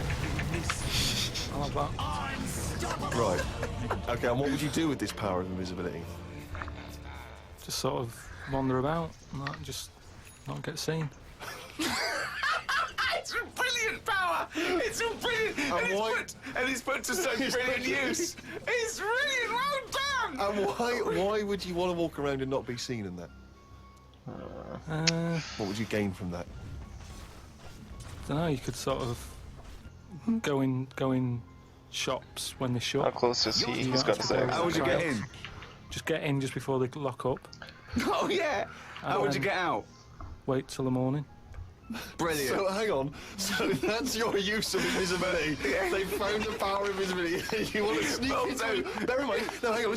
You want to sneak into HMV, right? Wait for 12 hours, and then buy something. I love it. Just so that you don't have to be in there with other people. Do you know what? I don't want it. I don't want a power. Why not? Because I just don't think it'll do me any good. I think it's more of a hindrance. I love this. It's like, just think of his presents. We've given you a trip into space, and the chance to be invisible. Not happy with any of them. Yeah. What he wants is a voucher for HMV. Yeah. He just wants some tokens for a record shop. Just going through a few more of these emails. This one's from Kent from Nova Scotia, Canada. He says, Carl, he's wondering if you've got any personal mantras that you could pass along. For instance, he reminds us of Ben Franklin's famous mantra, waste not, want not. Yes. Who said that? Ben Franklin. What did he do? What was his Pudge was right here. Benjamin Franklin was a well-respected American politician from the 1800s. He was a sort of thinker, a philosopher, a scientist, deeply respected. Also a big political figure. He features on the dollar bill, the $10 bill or something. Yeah. So he's one of the great sort of American Enlightenment thinkers. And he came up with the mantra, waste not, want not. You must know waste not, want not. I mean, that's just... Do you understand the phrase waste not, want not? No, not really, no. What does it mean? I've never used it. It's like, don't throw stuff away because you might need it, and therefore you won't be wanting anything because you didn't throw it away. So he was a bit of a hoarder. If you don't waste food, for instance, then you That's a bit of a hoarder. For God's sake. No, but I'm just saying, you know, he's a man in power. Is that the best thing he ever said? No, I'm sure he came up with many, many profound so why things. Is that one he did experiments in electricity and conducting electricity, all sorts. But that impresses me more, inventing electricity, than someone... He didn't invent electricity. Wait a minute! Didn't impress you more than what? Just saying, waste not, want not. I don't think it's that good. It's not even catchy. How would you word it? I'd just say, whoa, don't be chucking that out. You might need that later. Don't be chucking that out. You might need that later. Carl Pilkington. Whereas in Some would argue that waste not, want not is perhaps a little bit more pithy, a little bit more... We should go through great sayings and phrases and say... Well, firstly, does he know what they mean? And then secondly, can he improve them? That would be brilliant. We'll do that next time. All right, let's see. Okay, Winston Churchill. Never have so few done so much for so many. What do you think of that? How would you... Do you know what that means? I'd just be annoyed if I was one of them who gave a lot for a few or whatever. Right? No, gave a lot for so many. If you were one of those few that gave so much for so many, i.e. means these few good men, their actions freed the world. They freed the world. They have an impact on every person in the world, and they were few brave men, and that's what he's saying. Yeah, but what I'm saying is, if I was one of them men who gave up his life, right, I'd want a name check. I don't want to be bungled in with everyone else who is saying a load of blokes gave it their lives. Well done on that. See you later. That's brilliant. Did you just say bungled in? Bungled in, yeah. He made up a don't want to be bungled in. You made up a word. See, that's it, you see. We've been looking for it. That's original. That's Carl Pilkington. I don't want to be bungled in. Alright. Right, do you know we've chatted about charities before, haven't we? Sure. Let's hope we can kill Purple. He's Come alone. back from Manchester, right, got off the train, Euston. The train, walking through the busy bit. There's this fella stood there, right? It's a charity. He's a nice looking fellow who's got his suit on, the tie and everything, quite respectable and that. Right? Man, this Bloodseeker. All the money's been put in the bucket and that, right? On the front of the bucket, right? He says collecting for the homeless at Christmas. Now, oh God, why can't they do that? What, the homeless? The homeless people. Why is You're some fella taking his time out, right? His own time where he could be at home. Some of us have got homes to go to. Yeah. Why, do you know what I mean? What, you think just give them the buckets? Well, what are the homeless people doing whilst he's I love how Necro hasn't really joined in team fights at all. He's just been farming. Cut out the middleman. What would prevent a homeless person, The entire an game. entrepreneurial homeless person, just getting a bucket and writing that on their Could I suggest something? Hunger, some drug addiction, traumas, often mental illness. Just possibly too depressed to get up, put a suit on and go to Euston Station with a nice bucket with some writing on it. And then, right, I was thinking about that. Use your fucking mechanism. Why'd you buy it if you're not going to use it? In London with Suzanne. Saw a little homeless. Well, I didn't see the homeless bloke, right? I saw a leg, right, sticking out of a doorway. There we go. Right. Walked past it. Right. You're not going to believe this. Go on. Homeless. Yeah. Chinese fella. I've never seen one of them. No, I'm not having a go. Right? Well, have you ever seen? Do you know what I mean? That was a shock. I really don't think I have. I think he's got me there. I hate to say it, but I must say I can't remember ever seeing a homeless Chinese person. Weird, isn't it? Yeah. I think Necro and BS were basically just sitting there farming and not doing anything the entire game. Pretty useless. 3v5 for the loss. Top tower is gone. Yeah, good point. Good point. Of course she did. She said that to shut you up. She didn't want to get into a conversation with you. Use your fucking mechanism. You have a mech. Use your mech. I'll just read it to you. Okay. See you to Moz. God, this guy, so bad. No bum tubes though. So I was intrigued, and I called Carl and said, I think you just sent me a text by mistake. What's the explanation of that? He just said, you know, there's things that go on in life that you need to experience. Yeah. He said, just pop along, and I didn't say yes straight away. What's a face rub? You mean a facial? Where you lay down... You just clean your face with a flannel and that. So you're going to go lie down with another man and have your face... Well, no, this is what I was saying to him. There's a couple of questions. I didn't just say yes straight away. I questioned it. I said, well, I'm not that happy with this. So I said, look, there's nothing weird going on here. I said, it's not a house, is it? It's a proper clinic. He said, yeah, it's proper. You wear a dressing gown and that. I said, well, I'm not that. So he's already got you in the dressing gown? Yeah, well, I haven't agreed to that. Today I've worn a little round polo neck sort of jumper so I don't have to take it off. It's not going to get in the way of my face. I made sure I didn't wear a shirt with a collar. I'm not taking this off. You can put the dressing gown on top of it. Right.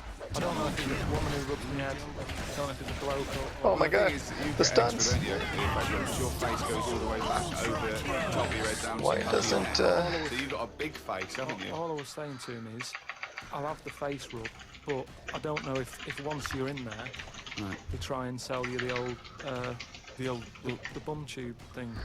What's a bum tube? Is that a euphemism? What are you talking about? The thing where they pop the tube in and put coffee in your I belly. thought I could save you with that. An enema? Why would you have that? I don't want it. I don't Why not? Just because I think I've said to you before about, you know, you don't need to be that clean inside. Do you know what I mean? I don't mind washing my face. But what occasions do you need where you're that cleaned out? Do you know what I mean? And it's always a clear tube and that, and you see all the stuff whizzing past. I don't understand why it's clear. I don't know why you've got to see what's coming at you. It's, you know, like the generation game, making notes of what's whizzing past. Forget it. You don't, because it's gone. Protect your middle tower. I was watching some different TV, saw an amazing documentary. It's called Tribes. This guy, and he goes and lives with different tribes around the world, these small indigenous people. And there was one, he went to Papua New Guinea in Indonesia, right, Carl? He lived with the Kombai tribe, Alright? Now, this Papua New Guinea is an extraordinary place because it is one of the only places left on Earth that hasn't been fully explored. There are parts of it that it's just blank on the map because they've never explored that. They don't know what's there, they don't know what's going on. So, firstly, that must already freak you out. Imagine that. 21st century. You got it all. They have no idea what's going on. But Too slow. There's nothing going on. Well, they don't know what's going on. There could be stuff going on. No, but there's no chance that they'll go. We haven't been over there. Someone goes and mess around out. Nothing's going to be there, is it? So there's no. Well, I'll tell you what is there. Okay, there's these various small tribes. Some of these tribes are still cannibals, eating people from other tribes. Do they know they could move on? Have they got a telly, or have they seen a telly and gone, I'm not up for that? Or are they saying it's not the Amish? They haven't chosen. But what is the difference between the Amish and these people? Well, the Amish are a group of people that choose to live in that way. These people are just essentially untouched by civilization. They do have interaction with civilization, and people do come there, but they still live in this very, very almost prehistoric way. They did buy a telly, but there was nothing on because there isn't any broadcasters. They couldn't plug it in. Yeah. They're having an absolute nightmare. Yeah. But there was one guy, okay, now he said that his brother was dying. This was a couple of years ago, right? His brother was dying. He said to his dying brother, "Hey guys, how's it going? This guy said, just waiting for next game now." Okay, he goes over to the other village. He kills this other bloke, right? He eats him, or eats bits of him. The other village gets. It's the first game I've lost on stream. Bloke. Not good. He went, sorry about that, right? They said, well, you need to make it up to us. He gave him a pig. They said, a pig's not enough. They gave him 5 pigs, so 5 pigs apparently made up for the fact that they'd killed one of them. They said, well, hang on, what are you going to do with this bloke's wife? Why were they bartering? Why didn't they just get the police in and say, what's going on? Get a butterfly, man. Yeah. Why didn't they call in Kojak? Because he'd have sorted it out, wouldn't he? What I mean is, right, they're miles away from anything, but it doesn't sound like a great place to live, right? Could they not move? Could one of them go, do you know what, I'm sick of this. I'm moving or whatever and go to a proper city. How far away did he have the dragon claw? This, these Papa people? No, he didn't. To the next. They're like the Smurfs. They're very like the Smurfs. But how many miles away from a place with a normal life going on? But think about this, Carl. Firstly, you should have just gone butter. They don't have any practical skills. They've got no experience of civilization. BKB. So even if they chose to better value. Cities, what can they do? How can they function? I think there's some bacteria that has better lives than that. That's got to be offensive. Why? Okay, how about this is one of the weirdest things. This is one of the weirdest things, right? I can't believe we lost that, but that was mainly, I think, because of the weak links. No, I'm not having a go, but I'm just saying, I wouldn't fancy it, is what I mean. But they don't know of another world. How can they imagine that they could... Oh, I'll tell you what, this is boring. I'm tired of hunting for food and eating fish from the river. I'll tell you what, I'd like a world where there's iPods and room service. I'm going to go and move to New York. They're not thinking like that, are they, Carl? Because they don't know. People go to these places on holiday now. They like a little bit of danger. They like to see how the others live. So all I'm saying is, we know they exist. Still alive, so if you... it doesn't sound like the best place.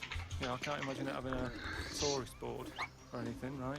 Listening to some Ricky Gervais. If I hopped over there and, with Suzanne. Well, do some. Okay, this is one of the things that they do, okay, which is a tradition you may have to do. These combine, right? They invert their penises, so they push their penises back up inside their bodies like a sock. What for? Well, keep it out of the way. Of what? Well, if you're running through the undergrowth chasing a hog, you don't want it flapping away, But it's also become a got concern over the thing. subs. So if you were over there, you may well have to try it yourself. You would have to try it yourself. If you went there, you'd have to try it yourself. But even caveman had little pants on. Why haven't they? Whoa! Slow down. Rewind. What do you Again, you've been watching the Flintstones. No. It's just Is it a leopard skin pair of pants that's actually quite? Go on. But it's a well-known fact that they wore like bear pants or whatever. Bear pants? What do you mean bear pants? No. Listen, you are a qualified anthropologist. So what? I mean that whenever you see them on footage or in a museum. Footage. Yeah. Whenever you see that, it's a bit shaky. It's black and white as well, isn't it? Caveman footage. You always see them wearing a little bit of fur little pants and that. So what I'm saying is, even though what year is it to these people in the woods? What, I mean, I don't know what this conversation is anymore. He's just clutching at straws. His mind, there we go. It's like a fly, his mind, isn't it? It's just buzzing round, it's trying to find a window. It is just it's like... hitting against pieces of information, but then just bouncing off. Yeah. Dazed to perplexed. Forget it then. I'll see his request. I was shopping with Carl before Christmas, and we went round sort of Piccadilly and St James's, and those really beautiful shops around there. And I went in one shop. You had to ring a bell to enter. Yeah. They came down, and it's like a iconoclastic sort of shop, and they found things from churches and nearly all Russian 16th century I don't know when I should pieces. go this time around. It's just beautiful. Carvings and paintings and statues, and I went, oh, it's beautiful. And as I was looking round, I heard Carl sidle up to the bloke and go, what's the newest thing you've got here? Yeah, sure, that's his first. I love this podcast. I mean, that is the wrong question to ask, of a man who's clearly in antiques, proud of the fact he's got 16th century iconoclastic Russian stuff, to ask, what's the newest thing you've got here? I mean, what sort of question is that? Oh, I don't know, probably the doorbell. I don't know, what was on my shirt? What were you looking for? I think it's an alright question, because he was saying there's loads of old stuff in there, and he kept going on about the old stuff. I think Bounty. What was to say? Or what's the newest thing you've got? And what was? Do you know what he said to it? The other question he asked him? He said, "How often do you get new stuff in?" And I said to him, "Why did you ask that?" He said, "Well, I was thinking, if you got antiques and you sell it all, what's left? Like someone's going to sell all the antiques in the world because they're not making." He said, "Because they're not making any new stuff." What does that mean? They're not making any new stuff. But I know for a fact no one's ever going to go in there and buy the lot anyway. I mean, I've never seen anything like it. I'm not at any point in my life, and I don't think it'll ever happen, will I go, I need some old Russian wood. It was brilliant. No, it was, Steve, no. It was beautiful. It's amazing stuff. There's stuff. There's these things from the 16th century of sort of like saints and monks, and they're carved. But and there's loads of it. It's just all piled up. No one's interested. If I was him, I'd go, do you know what? I'm interested. No one else is. Close shop. Because seriously, it's just piled up, piles up and piles of like old bits of wood with pictures on it and that. But just think of a man 400 years ago that carved this, you know... No, but nobody wants it, do they? I've never heard anyone say, you know, oh, look, it's my birthday coming up. I'll tell you what I'd love. What? A bit of old Russian wood. It doesn't happen. That's what I'm saying. I've never heard anyone saying it like... I've never overheard someone saying, you don't know where the Russian shop is, do you? And this is in London where the rates are high. There was this thing, right, Steve?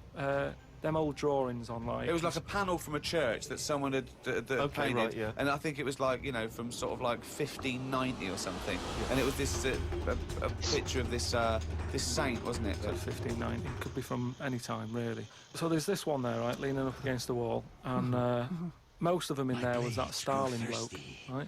Oh, we're reading. Can I just stop with there? Lenin. Right, okay. all right then. Yeah. So he was on all these bits of wood and stuff. But I saw this other little face, right, little fella with a beard. Right? So I said, who's this bloke here? He said, oh, the story there, right? He said, it's this little fella. All right, let's get this. Hello, welcome to the stream. Yes! It's just that term. I love that term in a 16th century Russian wood. I know. Oh no, it's your lane. So he got happy slapped. And he said, I've had enough of this. Right? Yeah. And he went to live in the woods. Right? Made like a little shed. Oh shit! I fucked that up. Stayed there. People went to visit him. And like, if you got a problem, you knock on his door and you go, I'm sick of it. And he'll sort of say, yeah, I know what you mean. I've moved out of the city and what have you. And he'd make them feel better. And then they go again. Now, why has that man got a plaque? I follow the trail.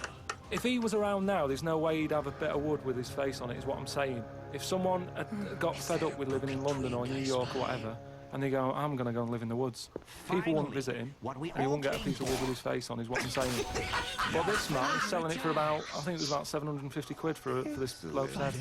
But the chances are that this is either a well-known Russian folktale, or it may even be a piece of classic Russian literature. He's a saint. He was a saint. He was canonised. Everybody was a saint years ago. That seems to be like thrown about, doesn't it? He was a saint now. Name him one now.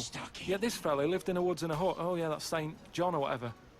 He's not a saint. He's done nothing. If anything, he's sort of said, I can't be bothered with living in a city with everyone else. Everyone else has got to put up with it, but I can't put up with it. I'm going to live in the woods. Well, if you can't put up with it, you're not good enough, are you? You've got no stamina. And yet he gets a plaque. is what I'm saying. It's annoying. Who would you like to see get a plaque in the modern world? Who deserves a plaque, in your opinion? Probably like nurses and that who do a lot of bad things that I think I couldn't do that, carrying lungs about and all that. No, but I couldn't do. Do you know what I mean? That's one job that. My mum wanted me to be a doctor. Whoa! What was she thinking? Oh, what's her expectations like now? Apple didn't fall far from the tree. Oh, when did she start giving up that dream? At what age did she start going, Carl, you don't need to study your books anymore. Go and play with the worms in the garden. When did she sort of like let you off that dream? Is it the day that she caught you with a spoon up your nose? He's probably gonna get his bottle soon. But anyway, talking of emails and that, right? Nick, his email from Australia, right? Melbourne. He's been going on about dolphins and that, problems with dolphins. What problems? He's just saying when that wind happened, it was like a bad wind thing going on. Hold on, wait a minute. What bad wind? Go for this rune. In America, they had that Hurricane Katrina. Yeah.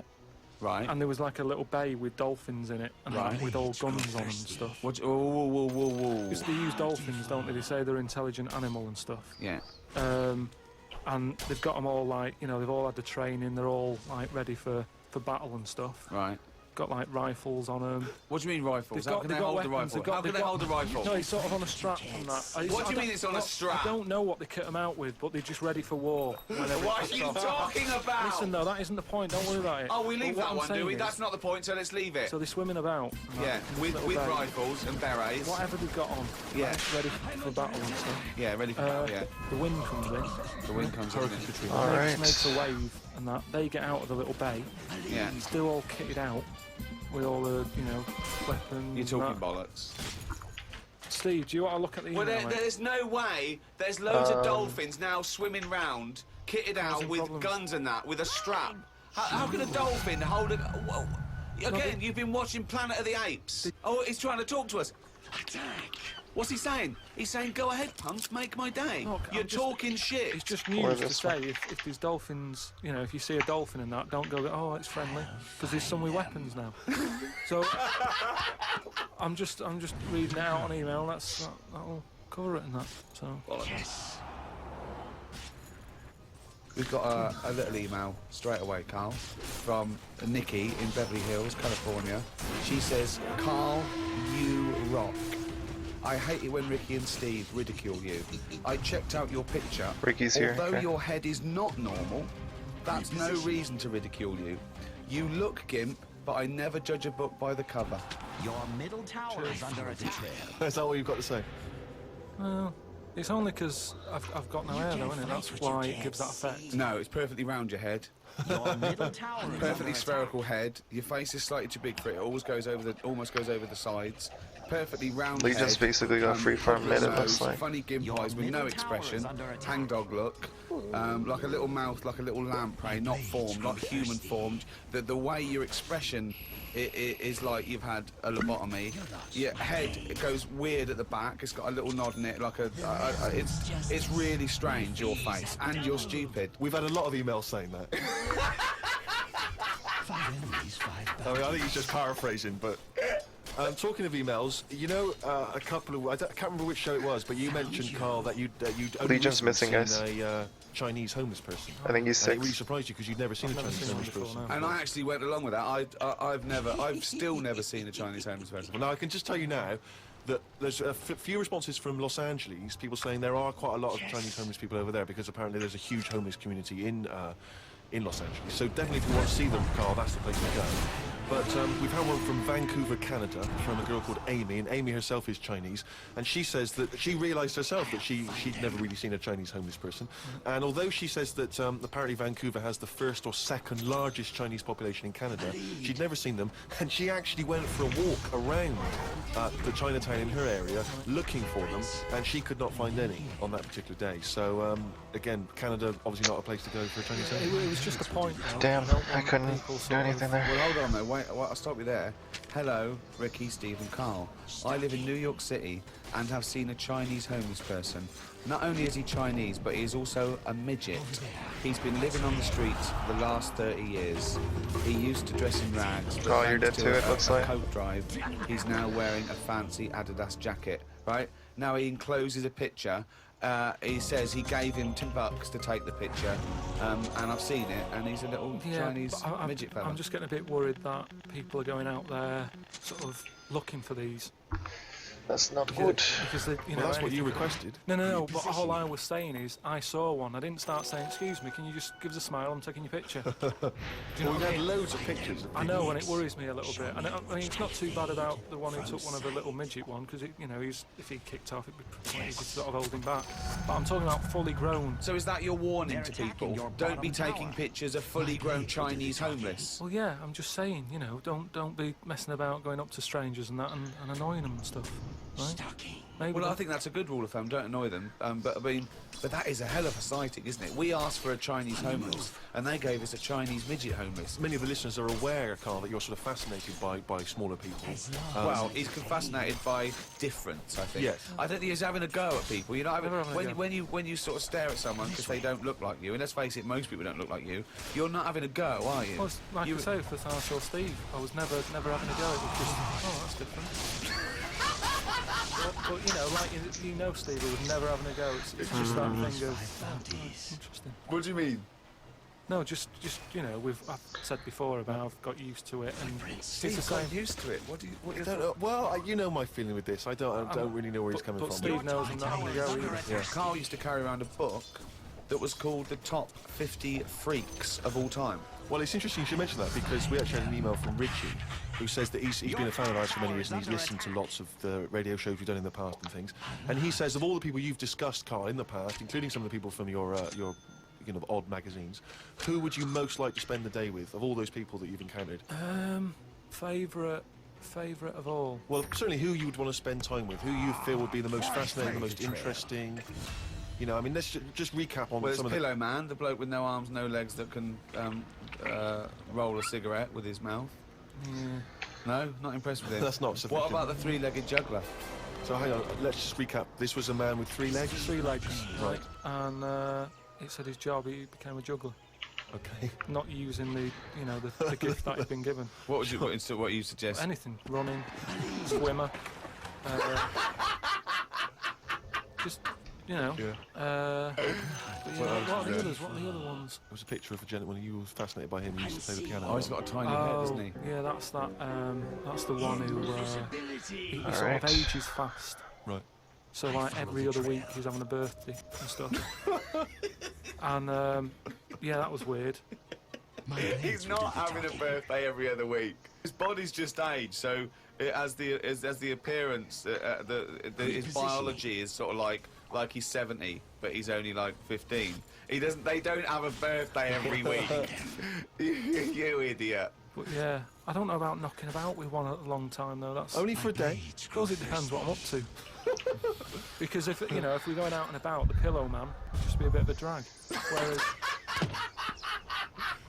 Whereas if you're going for a walk across, the 3-legged guy, ideal. So yeah. Oh. Lots and lots of people emailing just with questions for Carl. Just a couple of quick ones for you, Carl. Wendy says, if Carl had to eat the same dinner every day for the rest of his life, what would he eat? Nice. See, it depends, doesn't it? I mainly eat just so I keep going. I'm not that bothered about, because I don't really taste it anyway. I just shove it down. You're like a horse? I mean, to be honest, it annoys me the way people worry about food now and how there's so much to choose from. I think it's got out of hand. I'll watch any form of choice really worries you, doesn't it? No, you don't like choice. No, choice is good, but not too much. It's like with anything now. If you go into a toffee shop, there's like loads of different. Where are you going to find a toffee so shop? You're in a fairy tale. You're in a Dickens tale in the 19th century. You're in Shrek. And you go into a toffee shop. What's your point? You go into a toffee shop. What I'm saying, you go into a shop full of toffees. You just come from the candlestick maker. All right, there we go. Right? You go in there and there's just too much choice. It's like, what? And I can Oh, stand sentry. there up to like 4 I'll grab minutes, some. sort Give of me a going, sec. Up to 4 minutes. I don't have enough right now. 4 So minutes. he's in a toffee shop in a top hat. Well, he's only got 4 minutes. He's only got 4 minutes because he's got to get down to the pea green boat. He's sailing off it. No, Good but morrow. well, forget the toffee. Could I have some of your finest Oxfordshire toffees? So you'd prefer it was just one selection of toffee? That's all they've got. Well, maybe 2. What I'm saying is, right, there's now too much choice. Whenever you get a menu in a restaurant, it's not like you don't just go, oh, right, what is there? Yeah, I'll have that. There's too much. It's like a book, isn't it? And you look at it all. And then you've got to that point now that people are even taking a risk when they're eating. What do you mean? You know, in Japan or China or something, they're eating that fish that if it's not cooked right, it can kill you. Right? Not worth the risk, and there's so many other things. Yeah, I agree. Have mackerel, have a bit of cod or whatever. As soon as there's a risk, take it off. Take it off the menu. I agree. I totally agree. Not worth it. We've got a fish that might or might not kill you. Well, is there anything that definitely won't kill you? Yeah, but a chicken won't kill you. I'll play safe then. I'll have that. I love that. I love the chicken. That's what I'm saying. But anyway, we were talking about sayings and that. Stitching time saves 9. Don't. I'm never going to use that. I don't think anymore. Okay. Suzanne. You're never going to understand it fully, are you? Suzanne repairs me stuff anyway. It doesn't really matter. But what about the one? In greenhouses and that? People who live in glass houses shouldn't throw stones. Well, I'm intrigued to know if he's fully got to grips with this. Just give us your explanation again of what you take that to mean. Well, just don't be chucking stuff about. Really? So, well, if that was it, they just say that. No, but that saying's been around a lot longer than you think. That's when people probably did live in basic glass houses and stuff. What they mean now? Now he's never lived in a No, glass it's an house. image, never mind. Cavemen went from rock to a nice crystal structure, did they?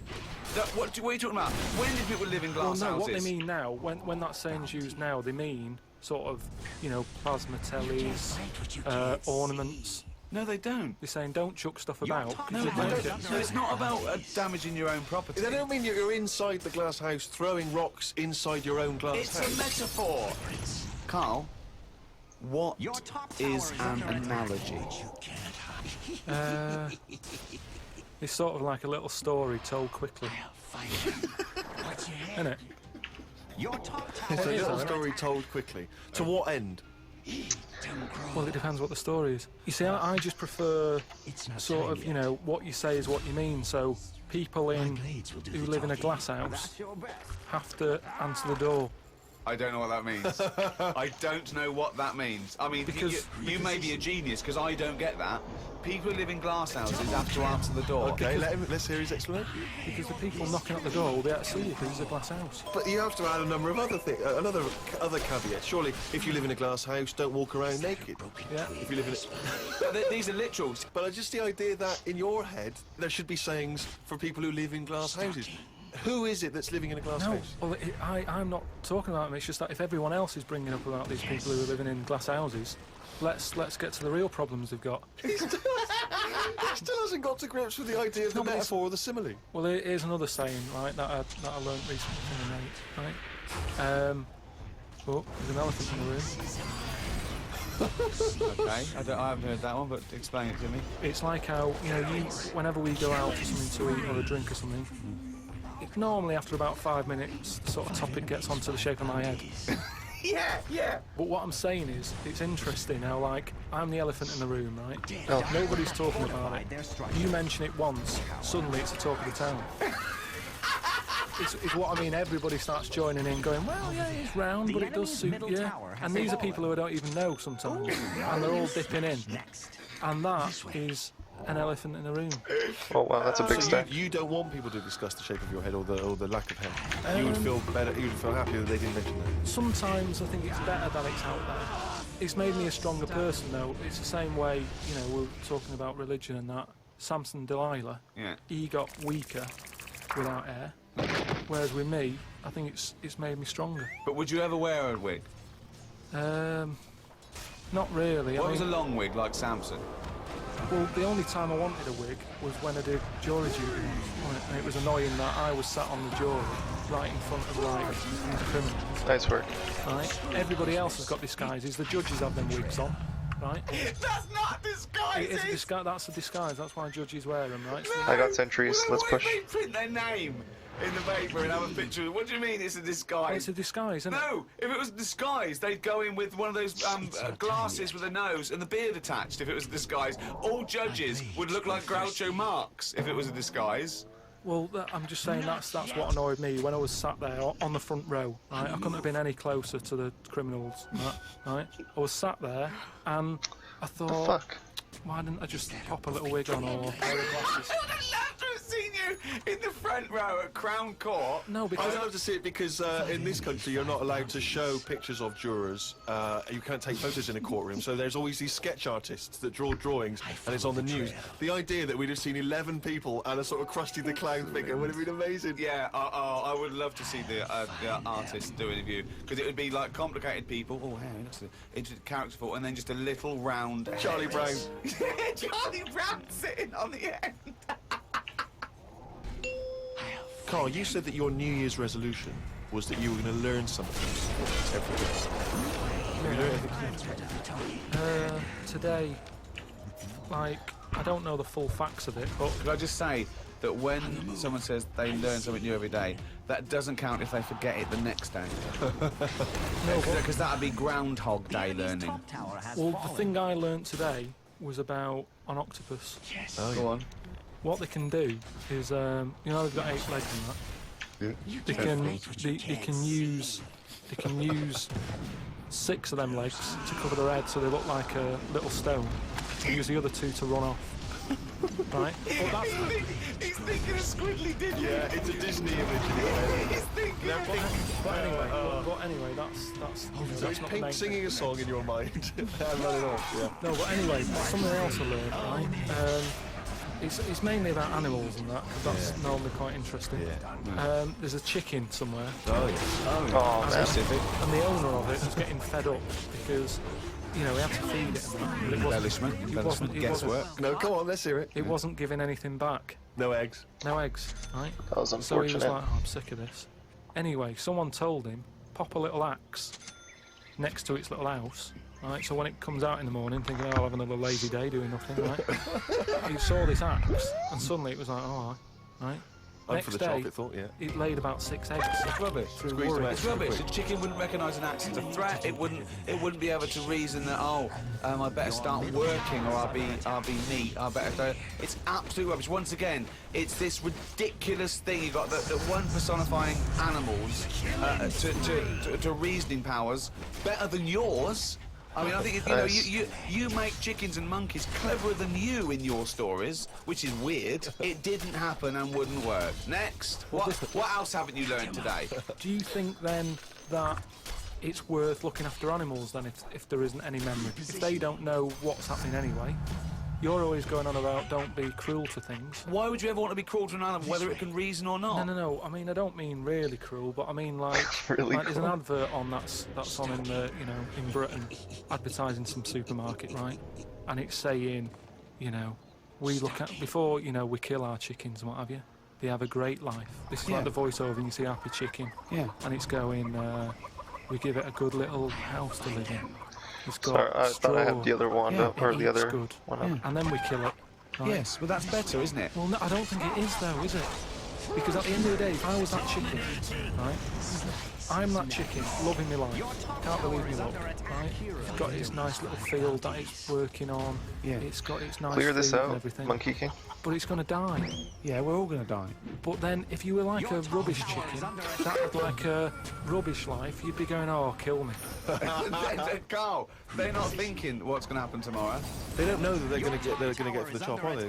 A chicken's not going, I'm fed up with this. You should clear this out. Wait for that Look at this axe to be thing. used on my neck. Yeah. Well, that's another. Now you've mentioned the cutting off of an head, right? Yeah. On the chicken. That's something else I've learned, right? It's like a pinball, is mine. Lazy. Isn't it? Ding dong, bong, dang, ding, ding, dong, oh, head, ding, ding, chicken, head off, bing, dong. No, right, but this was in a proper science magazine as well. Right? Yeah. So you can't have a go. This wasn't something on the internet. This was printed in a magazine. You read it. Okay, and what was it? And here comes the filter. It's going to come out nonsense. You could have Professor Stephen Hawking sitting there whispering stuff in your ear, and it could all be true. But when you said it, gobbledygook. Well, let's see then. Let's see, right? This, what they've done another experiment, right? They've cut somebody's head off, right? And they've worked out that when the head comes off the body, it stays alive and that for 30 seconds. Well, no, they don't know that. They can never know that. No, they did it. They did this experiment. What's alive? What's alive? But there's loads of issues here. One, no one's experimenting with human beings cutting their head off, Carl. Well, two, no. Sorry, you read this in what? Executioners Monthly? No, two, Carl. It's what your definition of alive is, because you can be alive and have no conscience. No, but this is where it gets weird, right? Yeah, this is where it gets weird. You talking about it? So the head's off, right? And what they did was they chucked a load of questions at it. All sanctioned by the government. Yeah, this is all fine. So the head lands perfectly on the neck and goes, what do you want to know?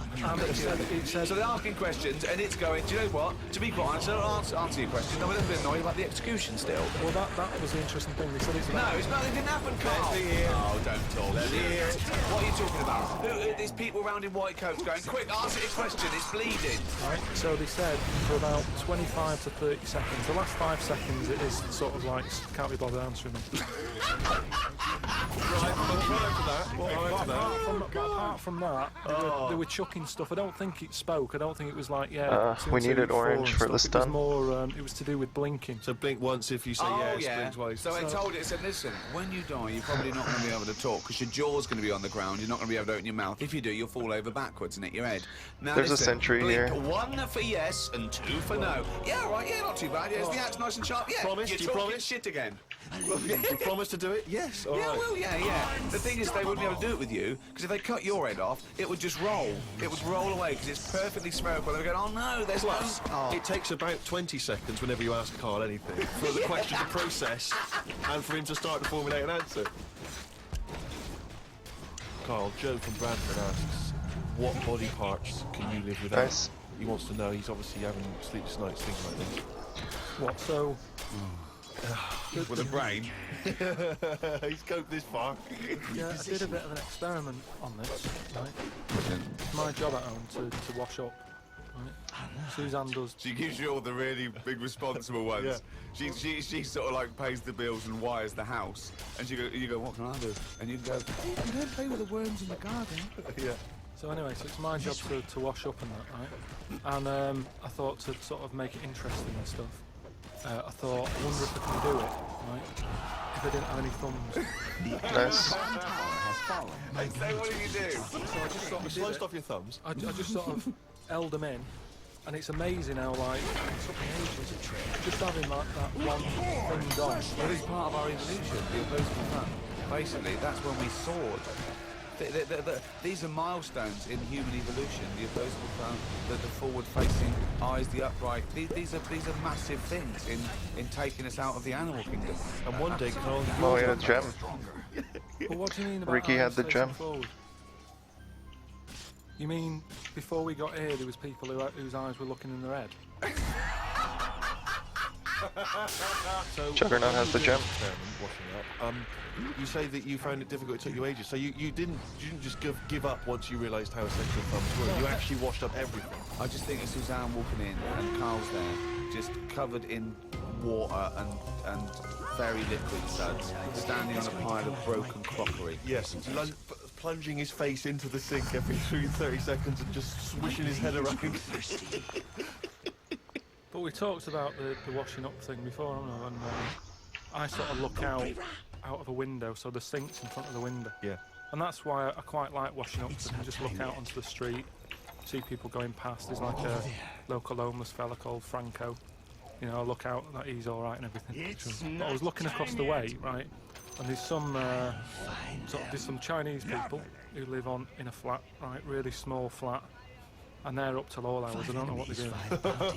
But they decide to back up at about 3:30 in the morning, right? They're always really noisy and that. But above them, there was some woman who, the sort of bedroom's on par to our kitchen, right? Yeah. So I'm See sort of your washing middle up. tower? Yeah. No, And I sort you of look don't, across because it's gone. and see this woman with like, you know, no pants on and that, no bra and that. Your bottom tower is under attack. That's the word you're looking for. Yeah, she's just Oh wandering shit, around, watch you out. know. They're all coming. So I was like, oh, that's really nice. So I carried on washing up and that, right? And kept looking, and then I was looking and she looked at me. On the move. Right, so we made eye contact. Sure. So I was like, oh god.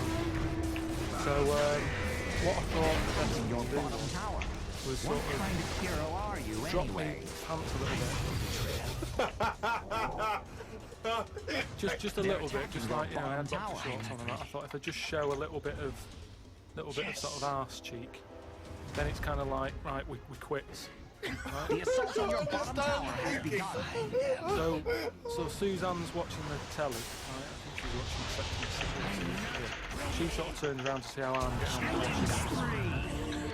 She sees me with like my pants sort of. Ricky's still got it, okay. So what you doing? I said, don't look now. I'm gonna get one. I said, but there's a woman over the road, right? Was there? With no pants on and that. She caught me looking. I'm just giving her a bit back. I love the fact that he explains the rules. Ricky's on you, man. You're dead. Okay, that makes sense. But I don't. So hang on. So you showed a bit of the arse. You turned to show the arse. Why did the arse out? I had to lift it up a little bit on the sort of on the draining board. What? Hang on though. What did she do? Did you register her reaction when she saw a bit of your arse? What happened? Let's go as 5. I'm gonna get When Gem. she saw I've got my Gem on arse, me now. Well, then I wasn't all looking 5 together. I thought, in a way, I don't want it to look like, well, I've seen a bit of your stuff, here's a bit of mine. I just thought, at the end of the day, I caught a glance at you. It's only fair. You've had a bit back. You know, I'm not making a big deal out of it. I genuinely think James Stewart missed the trick here in Rear Window. Yeah. This would have been, you know, a much better film had James Stewart just popped his pants down. It would have given a whole new meaning to the title Rear Window. Yeah, exactly. It's tricky though. I seem to be surrounded by people like that. Remember that film, that Slither?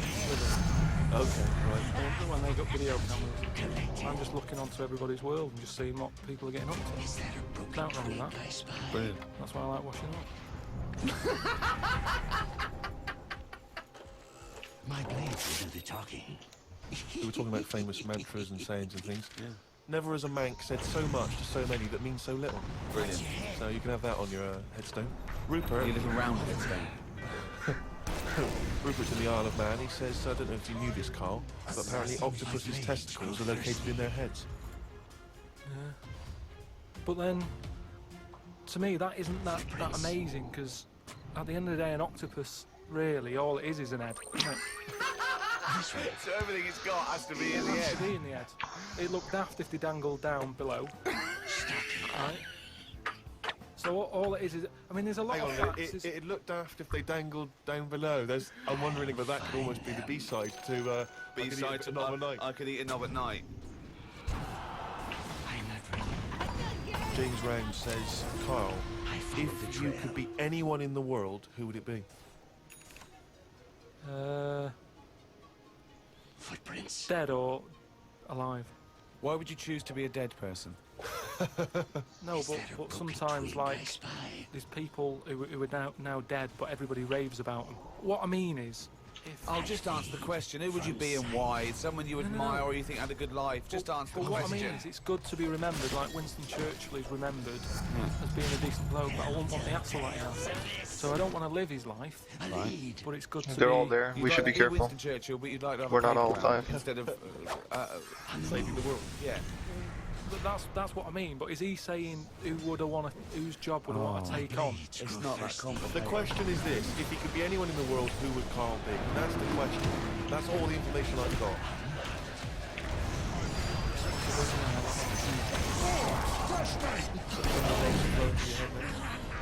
I was thinking Bruce Willis. Nice. I never expected that! I never expected that! So his responsibility in your mind is what? Saving people who are trapped in a building with terrorists? Well, yeah, maybe, you know, his worries are different worries. Nice. We got both the gems now. People who have a lot of money come other worries. Yeah. Do you know what I mean? So Bruce Willis, he's always going on these marches, isn't he? Let's saying get stop war and let's all get the that. Rex. Mainly because he's got, you know, he's got more more to lose if there's a war. He's got loads of houses, one of them's going to get damaged. Whereas if you're poor, you've got the one house, if there's a war, it's like, oh, just end it all for me then, I'm with it anyway. Do you know what I mean? With successful life and happy life, there's more to do. Say goodbye Like, at the moment, because I've finished the job that I've been at, I finished working there, so suddenly I've got my timetable's a bit out. I haven't got a nice routine, right? I don't know what I'm doing. So now suddenly 5 until 7, washing up with no thumbs. I sort of turned into like an old person where the little jobs that you shouldn't enjoy are now the main event. How old are you? 32, and you're pottering around, not knowing what to do with yourself. Well, like yesterday, Suzanne's shoes needed to go to the cobblers. I haven't heard the word cobblers. I didn't even know cobblers still existed. I only ever see that in That was Christmas good. films made by Disney. Well, I had to go and do that, and that suddenly... Because last time you were going to the toffee shop, and now you're going to the cobblers, next week it's the candlestick maker. But all I mean is, that suddenly is a nice little day out. I'm sort of putting my coat on, going, right, I'll go and see the cobbler now and go and have a chat. Tell me about the cobbler. You didn't come back with 3 magic beans, did you? No, the cobbler's alright. He's doing, he's fixing Cobbling. shoes and that. He's cobbling all day. Have I told you about my Uncle Al, who was a cobbler? No. Sure, I told you about him. He's the one who silent he lived stick, in where like are a you? bed sit, and he had 2 tellies.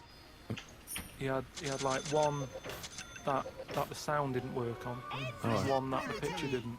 But both together, it worked. Oh, right, okay. So as long as he was watching the same channel on both, Nix, you sound still have the came out gem, on right? one telly, Because I put mine and away. watched the picture on the other. Brilliant. And he slept in like a rubber dinghy, right? But he was. Whoa! You can't just let that slide. Why did you sleep in a rubber dinghy? He just like boats and stuff, and he sort of... Yeah, I like boats, but they're better on the water. Beds are better to sleep on. Boats are better to sail on. Well, he just had it in there. It's a bed set. It was really tight space. Boat sit. He's got this. It's moved into a dinghy set. He's got this dinghy, so he's thinking, well, rather than it getting in the way, I might as well use it. Yeah. Right? But he was a cobbler, and he used to like repair like my shoes and that. Right? Yeah. But he'd always sort of overdo them. Careful, Nix. They're all together. Like fancy. Do you know like Pimp My Ride on MTV? Yeah. Because he does up shoes, he'd go mental on them. What do you mean? There was the stereo. Grab the DD. Well, no, There was horns. I'll scout. Don't go first. Dude, that's so risky. Well, it just makes shoes that would last forever. So instead of putting like one sole on, he put about 5. So it looked like one of them built-up shoes that you never see. It just put loads of stuff on. They'd last forever. But they did. But they look like I was- orthopedic shoes. Yeah. It just like suddenly I was like 6'7", whenever he'd sort of sorted my shoes out. But he's a cobbler, and his work that's always there for you, isn't it? I suppose so. So you went out to take Suzanne's shoes to the cobbler. Yeah, so that's it. Yeah, so I just took him to the cobblers and that was like a nice little job for the day. I got a leaflet through the door saying, if you want to walk a dog, the rates are good. I don't know what they pay and that. And I thought if I do that and get a paper round, 2 in 1. Monkey King, we need you to jump over here. You just went from a job, right, where you were Get nothing. the head of production at a radio station. Dare I say it? Can I discuss your? Well, it was an alright wage. Yeah. It was very good. But I wasn't happy, so it's pointless. No, I know that. But to go from the head of a department on Reuse career. a lot of money to walking dogs and doing a paper round, I don't know. No, but it's about being happy, isn't it? I know, but that's commendable if that's true. But okay, That makes you happy. The enemy's Well, top tower I is haven't down. walked the dog yet, but I'm just saying if I do, I'm not saying it's raining. I'm just thinking if it's a nice sunny day and I fancy a potter, I'll go round to her and say, well, how much are you paying? I'll take the dog a walk. Sure. But I can't believe some of the words that have cropped up. Potter, cobblers, toffee shop. It's very, very strange. Yeah, I can't kill it. A lot of people sort of emailing in sort of brain stuff. I'm getting a lot of stuff about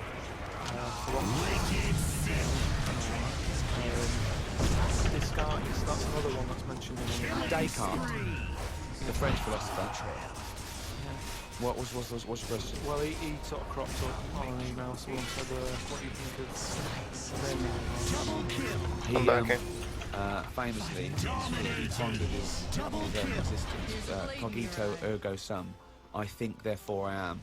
He was thinking about that. He was thinking, how do I know all this is true, everything around me? And he thought, well, I can see it, and I can smell it, and I can hear it. And he went, oh yeah, my senses can be fooled. I could be dreaming. But if I'm dreaming, then at least I'm alive. At least I have some sort of consciousness. So if I'm even thinking about anything, you know, I exist. I think, therefore I am.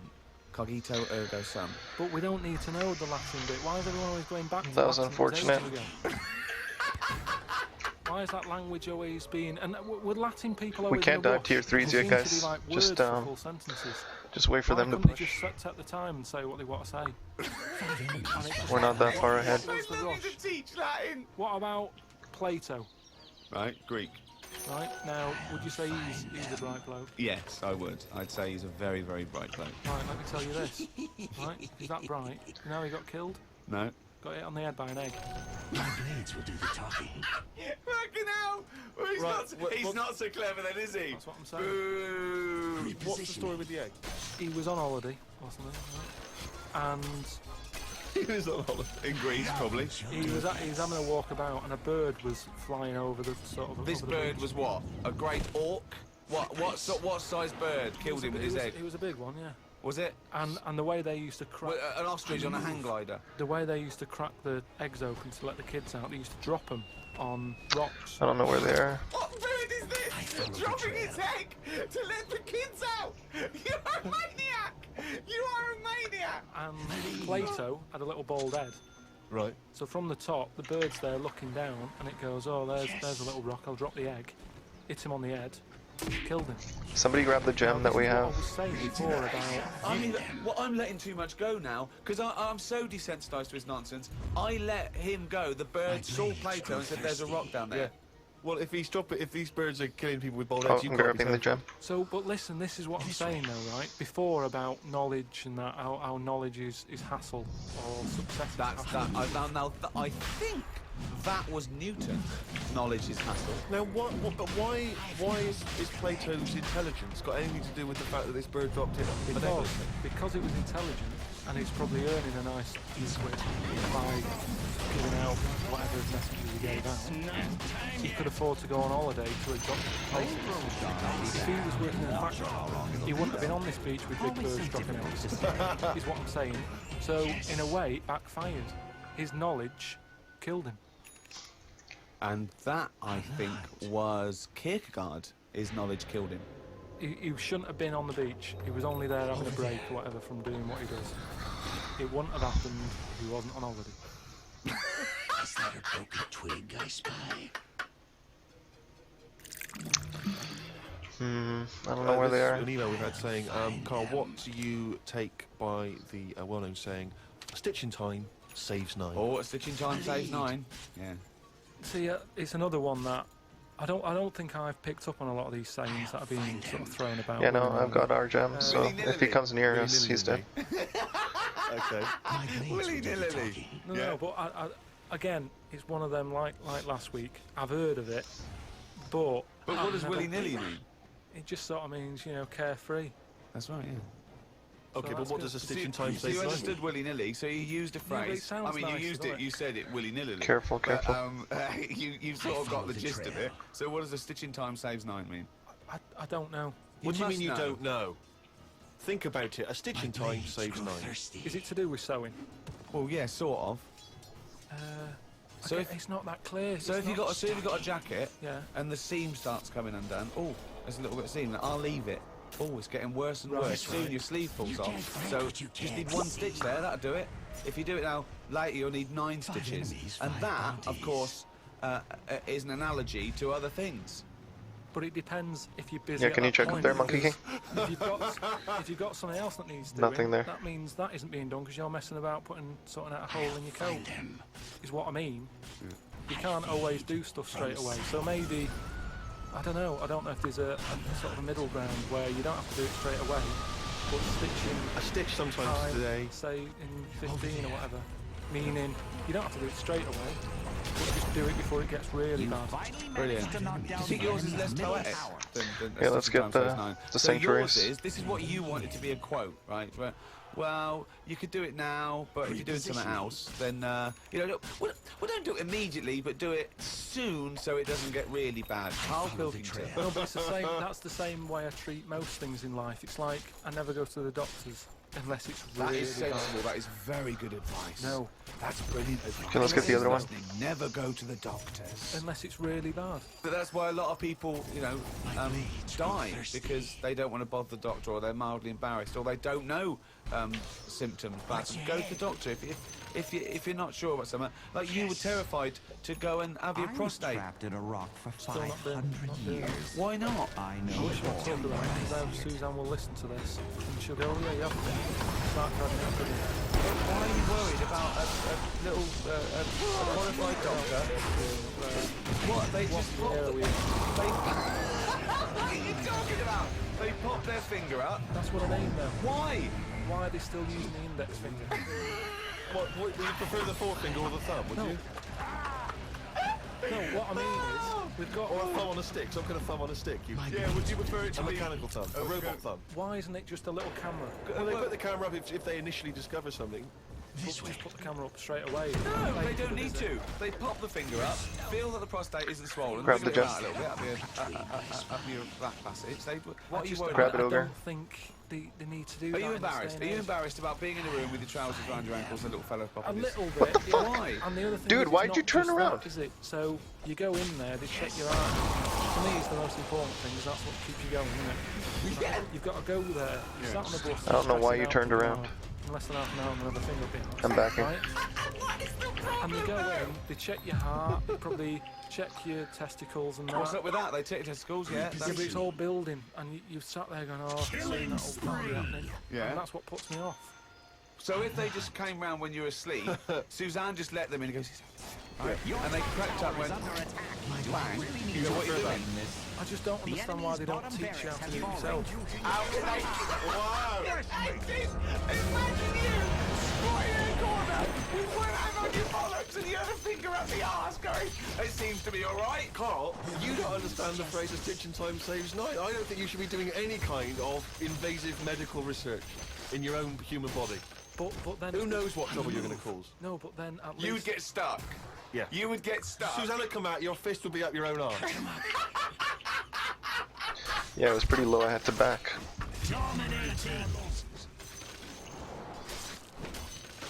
Harry Just from get out of there. Canterbury wants to know whether any Get of us out, have just ever get had out. any cool nicknames.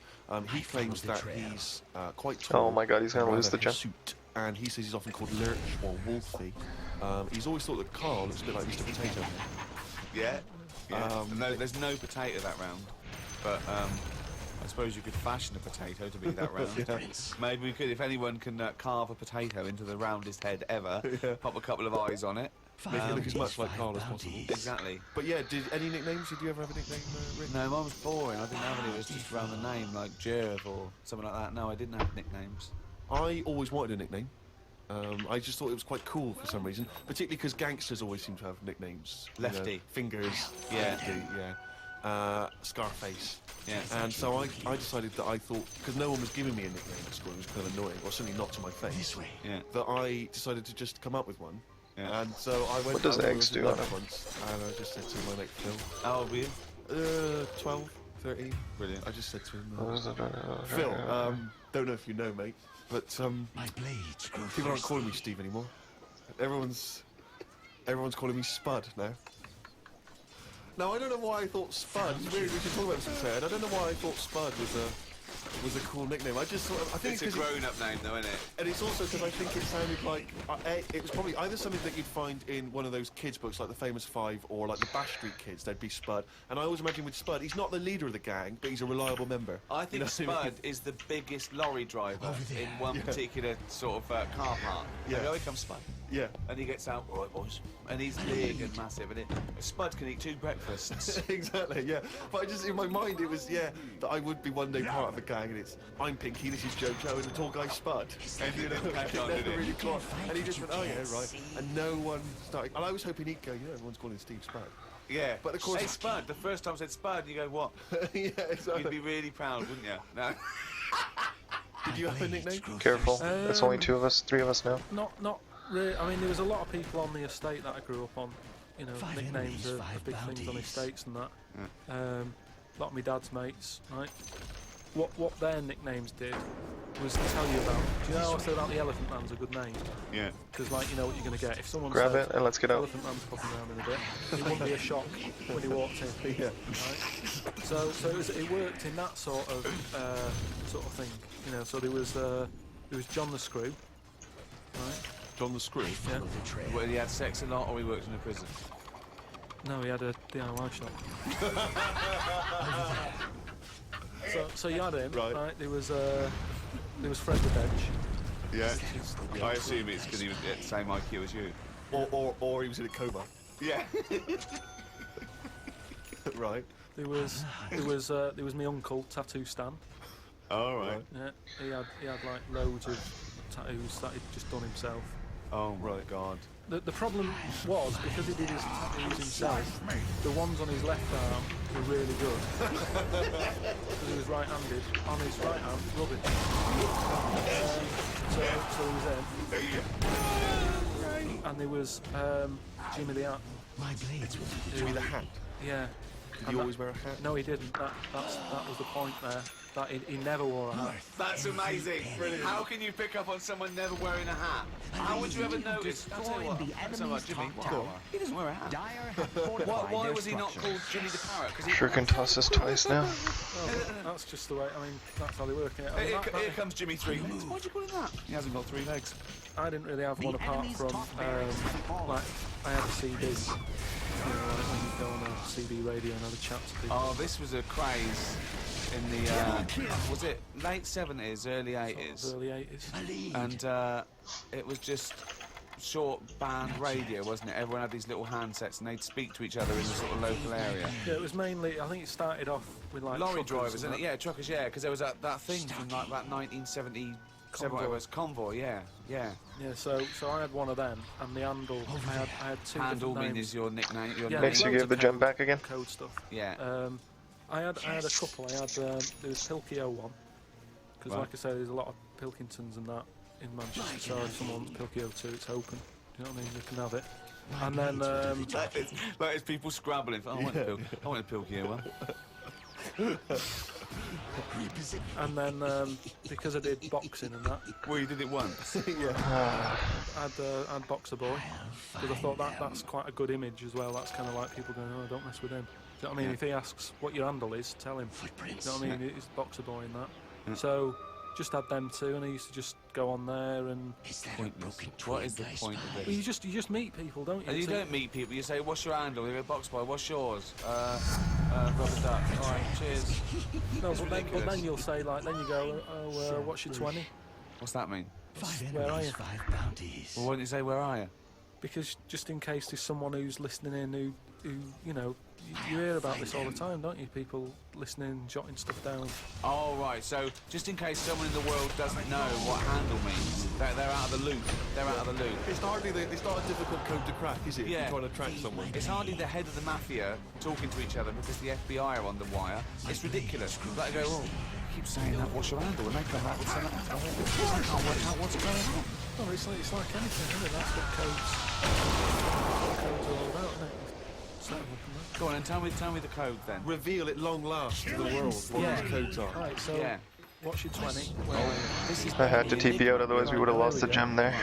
How many candles are you burning? Does that mean how big's your car or something like that? Horsepower or something? No, that's oh, what time is it? No, how old are you? What? How old are you? Okay. Right. How many candles are you burning, of course. Yeah. So what's the answer come back? You go. You should start with the LT, yeah? Brilliant. That code, there's no one going to work that out. I wish you'd have kept a diary of this, because this has been fascinating. Now and again, someone will come in and go side on, right? What's that mean? And that means like there's someone sat there You need to get out. listening into this chat and going, this sounds interesting. Yeah, no, it doesn't. Likely. Yeah. And they want to join in, so they sort of go side on, you go side on, bring it in, right? And they go, middle tower is under attack. I think that's the game. Yeah. Watch it 20. Round again. Yeah. See you later. I mean, it seems to me that what you should have done is made a note the first time, so that when you then speak to them again, you don't need to ask them those questions. Your middle tower. Well, I just confirm that you're burning 15. We do, of course, Rick, get thousands. Emily from New York has asked Carl this. Carl, if you were on a sinking ship or you were in a burning building and you were with myself and Ricky, but you could only save one of us, I don't know why that's the case, but you can only save one of us, who would you save? Would it be Ricky or would it be me? I think it's a two-man dinghy.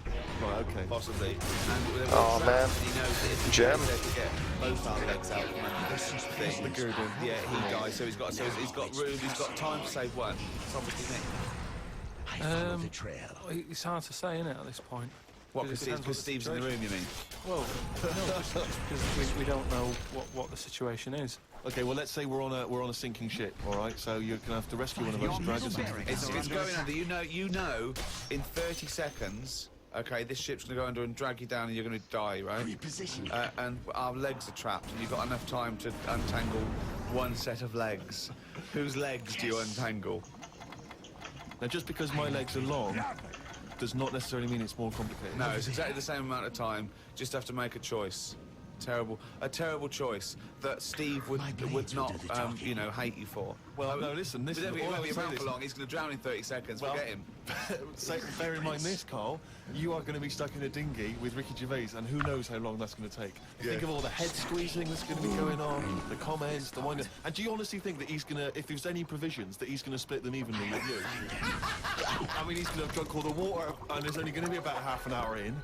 The food's going to be gone. Look at his gut. Look how much, of the food he's going to have to eat, the baked beans that you've got on board. Whereas me, you know how generous I am. I'm always sort of helping there we you go, out. Carl. I think he's put the nail in his own coffin there. You know how generous I am, Carl. Let's talk about that, Carl. Come on, think about that one. Yeah, I mean, I've forgotten how the time when we went for a coffee and we had to have a bit of a heated debate about the 50p change. Yeah, you owed me 50p, and you decided you didn't want to give it to me because it was only 50p. And my point was, it's not a question of 50p, it's the fact that it's not your decision to decide not to give it to me. If I wanted to be generous, that's my decision. But you can't go, oh, it's only 50p, Steve. It's my decision. But you just giving him a free keg of beer. Yeah. No, but that did not come to you. You didn't pay for the free keg of beer. It was a promotional thing that was sent to you. It's the same thing as the way I gave Suzanne my leaving present from my last job. A lot of people may not be aware of this if they haven't heard us talking about it before. Yes, but you had a gift from your work as you were leaving after however many years of service, which you then gave straight to your girlfriend without telling her that it had been received from people at work. Doesn't matter. She wanted a camera. It's the same thing as you. You wanted that mark. I've got free. Doesn't cost you anything. Doesn't matter. So you now decide, because you've given me a free Curtin Lager, that you can now say, oh, actually, I'm not, in the future, I'll just take your money. Shit, I'm going to die. Listen, don't argue on us. You're rocking the dinghy. Carl, have some of my cheese. Do you imagine he would ever say that? Do you imagine him ever offering you any of his cheese? Are you going to say, Carl? Focus on the racks, guys. We'll think about it. I might do a sort of a for and against, and then so the conclusion is... Okay, alright. A few people have sent us in, including Paul, the party animal Parker. For some reason, we've just assumed he's in school. I don't think there's any actual proof of that. I reckon he One more to in go. June, and he's doing buy back too. bits and pieces, but he's still in that party animal. Do you think he can hold down a job? Is he just partying so hard that... He can hold down a job. I don't think they can leave their base. He often arrives late. Sure. And the boss, who's in an overall, go, Parker, you're late again. He goes, yeah, talk to the hand. care. I think that he's the sort of guy that he'll just happily say, listen, I survive on 4 hours sleep. Yeah. Sometimes I go to work, I've not slept at all. But I think he comes in with his headphones blaring, right, on a skateboard, and the bloke goes up to him, the old bloke, right, the old fuddy-duddy bloke goes, you stupid idiot, you can't work there. He goes, chill out, man, and in 2 minutes, he's got him dancing. Oh, I know what he's like. Yeah, he is just like, you just can't resist it, because he's just a fun guy. Oh my god. Anyway, Paul, I thought I had the gem on me still, but I didn't. One of the more respected news networks. The headline is this: female kidney turns lumberjack onto housework. Now, a Croatian lumberjack apparently has claimed that he started enjoying housework and knitting after he was given a female kidney. Claims he's going to sue his local health authority, which is his laughing stock. He used to enjoy heavy drinking sessions. The kidney transplant saved his life, but they never warned me about the side effects. That was fail on my part. Strange passion for female jobs, like ironing, sewing, washing dishes, sorting clothes in wardrobes, and even knitting. Well, if he likes it, what's the problem? It's nonsense. It's nonsense. Oh no, what makes me laugh is he's become a laughing stock.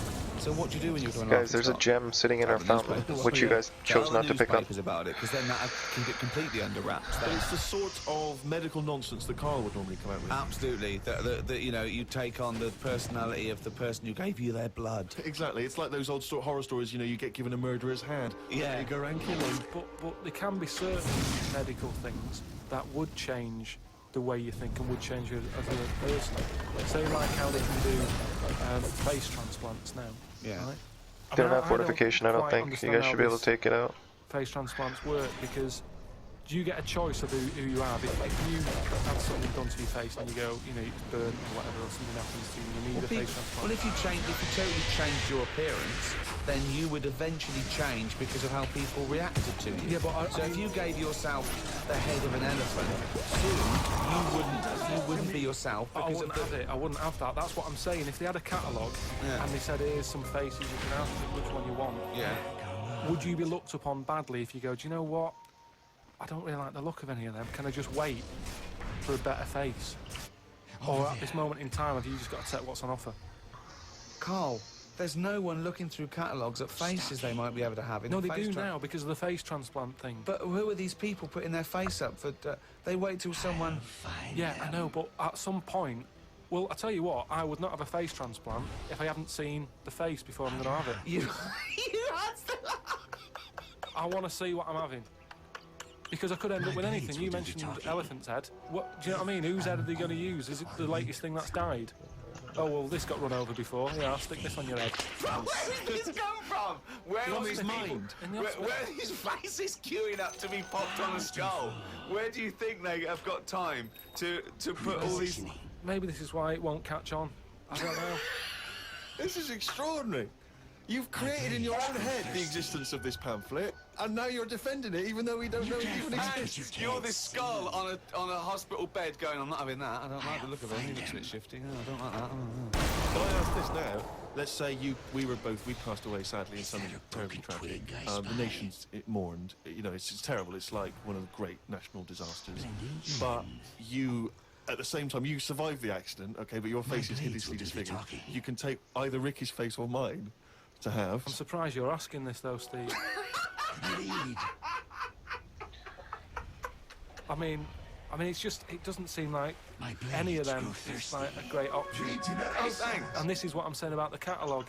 If those two were on offer, I might go, do you know what? Pop in again tomorrow. Bring in another booklet. I think we can kill Invoker. Oh, I TP'd out. Anne-Marie, she says that she loves the podcast. She listens with her 7-month-old baby. That cannot be a good idea. And she says this to you, Carl. If you had children, what is the most important lesson you'd want to teach them? I mean, in a way, if you sort of look after a kid too much, it doesn't learn that much. But if you let it learn by its mistakes, it'll probably grow up all right. But there are some mistakes you can't afford it to make to learn from. Yeah, driving a car the Don't wrong way on a group up. motorway. Ale will destroy us. If the fire really is hot.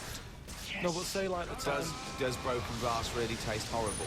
These are lessons you don't want it to learn from mistakes. You can tell them that. Yeah, but what I mean is, there's certain things that I just think there was a kid who grew up in our avenue, right, on the estate, who, when it was born, right, we kind of thought he's got no chance, this kid, because its mum was a bit of a rumman. You know, a rumman? Where's that? No, just like, you know, she liked going out and having fun, drink, and she's never at home. It's the one who had the horse in the house. Sure. Right? Which I don't want to go over. Sure. It's old news. It's out there, isn't it, if you want to find out about the horse in the house. But she had a kid, and everyone was pretty surprised when they saw it, because it was a good-looking kid. Yeah. She was surprised, because, like, you know, the man wasn't that good-looking, the dad was a bit rough. But it came out, and she was showing it around the avenue, going, look at this I've had. She was chuffed with it, because it's probably like one of the newest things she's ever had, because everybody else was always sort of second down and what have you, but suddenly she's got this brand new. Anyway, as it grew up, those looks went. And I'm not talking getting old, I'm talking by the age of about 3. It looked rough already. And all that just happened because that's the life it was in, right? Yeah. Yeah, no. So like it had like a patchy head. It what? It had a patchy head. A patchy head. It's just sort of. It wasn't a North American Indian. What do you mean, a patchy head? Just his hair was patchy. He used to chase sort of cars and stuff. It's cars. Sorry. What do you mean? Just that's what he did for his. Sorry, did she let it get raised by wolves? No. But all I'm saying is that at the end of the day, what is it that makes a person? They can see you, I think. Now, I don't know what state he's in now, but maybe he learned all his mistakes by the age of 4. I'm guessing he's not chasing cars now, but at least he's done it. I'm guessing he is. Yeah. Do you know what I mean? At least you can go, yeah, I've been there, done that, and you don't go back to it, and you can get away with doing dafty things when you're a kid, can't you? I nearly killed him. He's also got a gem. Okay, right. No, that time when I was in Wales, and I was having a walk with my dad on the cliffs and that, I just picked up a big rock, right? Chucked it off the edge, and as I chucked it off the edge, I noticed the fella was walking down below. Jeez. And I missed his head by like inches. Now, I've never chucked a rock off a bridge or like off a cliff or anything. And it only took one man to almost lose his life for you to learn that lesson. Yeah, but that's how you learn your lesson. Yeah. See, a lot of people would have said that maybe your dad should have said, "Hey, Carl, what are you doing?" No, but he didn't know I was doing it. I didn't say I'm going to chuck this off there. I just picked it up and chucked it. And like, as I let go of it, I noticed the fellow was down there. You live and you learn. That's a little mama. So sort of look after it, feed it, make sure it's got shoes and that. But let it go without.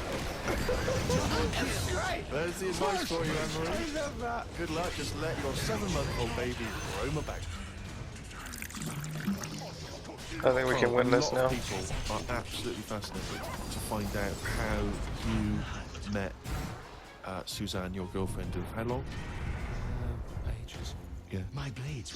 Monkey, we need you. They can't comprehend how. Well, I suppose that there's any woman out there. Well, there's someone for everyone, isn't there? Yeah. That's always my. And it's reassuring, I think. You know, we chatted about the face transplants and that. You know, there's a face for everyone. It's philosophy, isn't it? Yeah. I mean, it's really unbelievable. No, there is someone for everyone, no matter what condition you're in or whatever. Because I read on the email, someone emailed in an old Chinese proverb. It's something about everything, no matter what it is, has got one talent. And that's the same way in a relationship, that everyone goes somewhere. I like Chinese. There's another Chinese proverb that I learned. He who cuts the wood up warms himself twice. Yeah, it's good. Yeah. And then someone sent in that one about too many Chinese cooks spoil the broth. Well, I don't know who slipped the word Chinese in there, but I heard it was too many cooks. Well, it was just all sort of Chinese proverbs. One of my favourite on the same subject is a camel is a horse designed by committee. Well, I mean, it's having a go at the camel, and it shouldn't, but it's just a metaphor.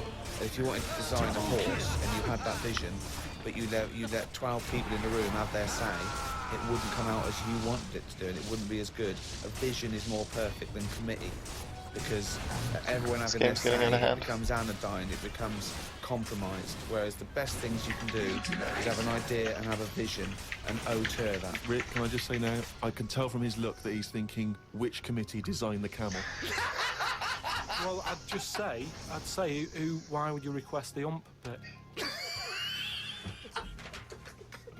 Because that's just going to get in the way, isn't it? I mean, I've always said that about a lot of animals. It's like we've doubled up on a lot of them. We've chatted about elephants and mammoths, one or the other. And that's the same with a camel. I'd have that up there as what they're doing. They were good years ago, in the Jesus times and that. Don't need them now. You know what I mean? We've moved on. Well, not people who use camels to cross deserts. What are I'm going communities. to throw some animals at you, and you tell how you'd have improved them if you'd have been designing them. Okay? The octopus. So I can now go back, I can look at them and go, what are they doing? And where have they gone wrong? What's up with it? How could you improve it? Like the camel, you go lose the arm. I'd probably give it a bit more of a body. Cut down on the arms. And give it some bones. Because I don't understand all this. Getting in a jar is good. When does he want to get in a jar? So, well, it wants to get in a jar according to your stories. No, but there's something that says it can get in a jar and it hasn't got any bones, but I don't know why I'd want to do that in the first place. I can't even begin to answer that. Once again, you've claimed that you've read that they like to get in jars. I mean, how do they know that octopus like to get in jars? Millions and millions of years of evolution making it perfect for its surroundings. Okay, another animal for you. Bucket list. Giraffe? What are they adding to the world? We need to kill Joker. It's not about what they add to the world, is it? And before that, we need a pick, I think. That's the only way to do this. The reason they're here is because they Because they don't have buybacks. That's it. No, but there seem to be a lot of animals that are like... Do you think there's a lot of cheating? Is that what you're saying? There's I'm a lot just saying, of there just doubling seems up. to be a lot of doubling up. Yeah, so you get it down to like 8 animals that represented all of it. Okay, who would get in your team? You can choose 8 animals. This is what I'm saying. If I was Noah, I would have gone like, hang on a minute. I've just seen something like looking at that. Let it drown. And have a clear out. He didn't. He was messing about saving everything. He was instructed by God to save everything. Yeah. Fair to him. Yeah, but if he's been given that job, for me, he's sort of managing that job. So you believe Noah as well? You believe Noah happened as well, and he built a boat big enough to catch 2 of every species. You actually believe that as fact? Well, it's out there in the books. Brilliant. You haven't answered the question that we started with. How did you meet Suzette? Does that work? Thanks. I wonder if we should have a jingle for questions for Carl. There's a lot of questions coming for Carl. Okay. Oh, chimpanzee, that question's for Carl. Yeah, okay, no. Okay, Jugs buybacks down. This is from Jim and Bob in Manchester. Carl, if you could talk to any animal, which one would it be? I buy back in 2 minutes. Insect, animal, anything, fish, anything. Yeah, both of their. I think all their buybacks are down now. Next push should do it. Insect is an animal. Yeah, no, but I'm just, I don't want to get it wrong. I'm just, Yeah. There's a lot of stuff out there. I'd probably go for the tortoise. Okay. Because it would take a long time to walk away from you while you were talking. No, just because... Most animals would be off straight away. Yeah. Just because they live for ages, so they'll have loads of stories. They've lived through a lot. You know what I mean? Through wars and stuff. You get an old one. If you get like an old one, that's about... Most of them have lived in a box in a garden for 52 years. No, but you get some that have been about, and even if it's in a box, you can overeat. They've really travelled, have they? Yeah. I mean... Some of them have, some of them No, don't do it, monkey. Yeah, there's 3. They broaden their horizons a bit more than you. You should get back to They base. teach you a thing or 2, yeah. And what would you hope to learn from them? Just history. Right. From their very specific tortoise perspective. Other emails. We've had a lot of questions about time travel. Oh, you should have stunned them. Why didn't you? Your approach to time travel. And I know we've talked about this in the past, but this is a very specific time travel question. If you had a time machine, Carl, to what event in your childhood would you travel back to and why? what's the point in going back to things that you No, it's just that it's never as good, is it? It's like a place you go on holiday, and you go back thinking it'll be as good as the first time. It never is. So I don't believe in going back to places. What do you understand the question is? Do you think they're asking, would you go back like a ghost and spy? Would you go back and you've got your childhood back? You are that child again. You're in the body. You are the child, or you've got your adult head and experiences on. You know, Rick, I really don't think Carl was thinking there was any of those variations. Let's be honest. But now that you flagged them I think he was thinking of him as he is now in school with a camera. I might die here. I'm backing. Yeah, come on. No, I don't think I would go back. It's all happened now, isn't it? Yeah, but it's an email for our own amusement. Well, okay. Well, choose an event. Okay, forget the time travel thing. Well, no, hang on. I think let's clarify one of Ricky's points. What if you could go back and you could live that moment again? How would you do it differently? There's been times where I've gone, oh, that was a bit out of order or whatever, but then you learn from your mistakes, don't you? So I don't want to go back and change stuff. It's like that thing that they're going about, Nick, where they blame the butterfly on an earthquake. You know, it's going to happen. If it wasn't that butterfly, it's another one. So why pass the buck? So you've got no regrets. There's nothing in your past you want to change or do differently. What about if you went back and you spied like a ghost on something? You couldn't change anything, but you could. That's have game. a look at someone and just sort of look like like Ebenezer Scrooge does. Goes to Christmas past. He goes back and he's sort of like looking at himself dancing and stuff.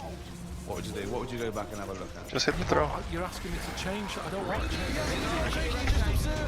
It's impossible. All right. This question, it's not going to happen. You're not going to do. It's impossible. Yeah, I nearly died once, didn't I? On an ice pop. That was annoying. Right. Right. Now, maybe if I would have died, I'd say, well, let's go back to that. 39 assists. You wouldn't be doing a podcast if you'd have died. You wouldn't be having this email put to you. What are you doing? You're now saying. Alright guys, that's where I'm going to end it. I hope you enjoyed the stream. Don't forget to like and follow for future streams. And thank you for watching. Watch them. Would you like to go back and watch yourself choking on a Mr. Freeze? No, that's what I'm saying. That's why I wouldn't go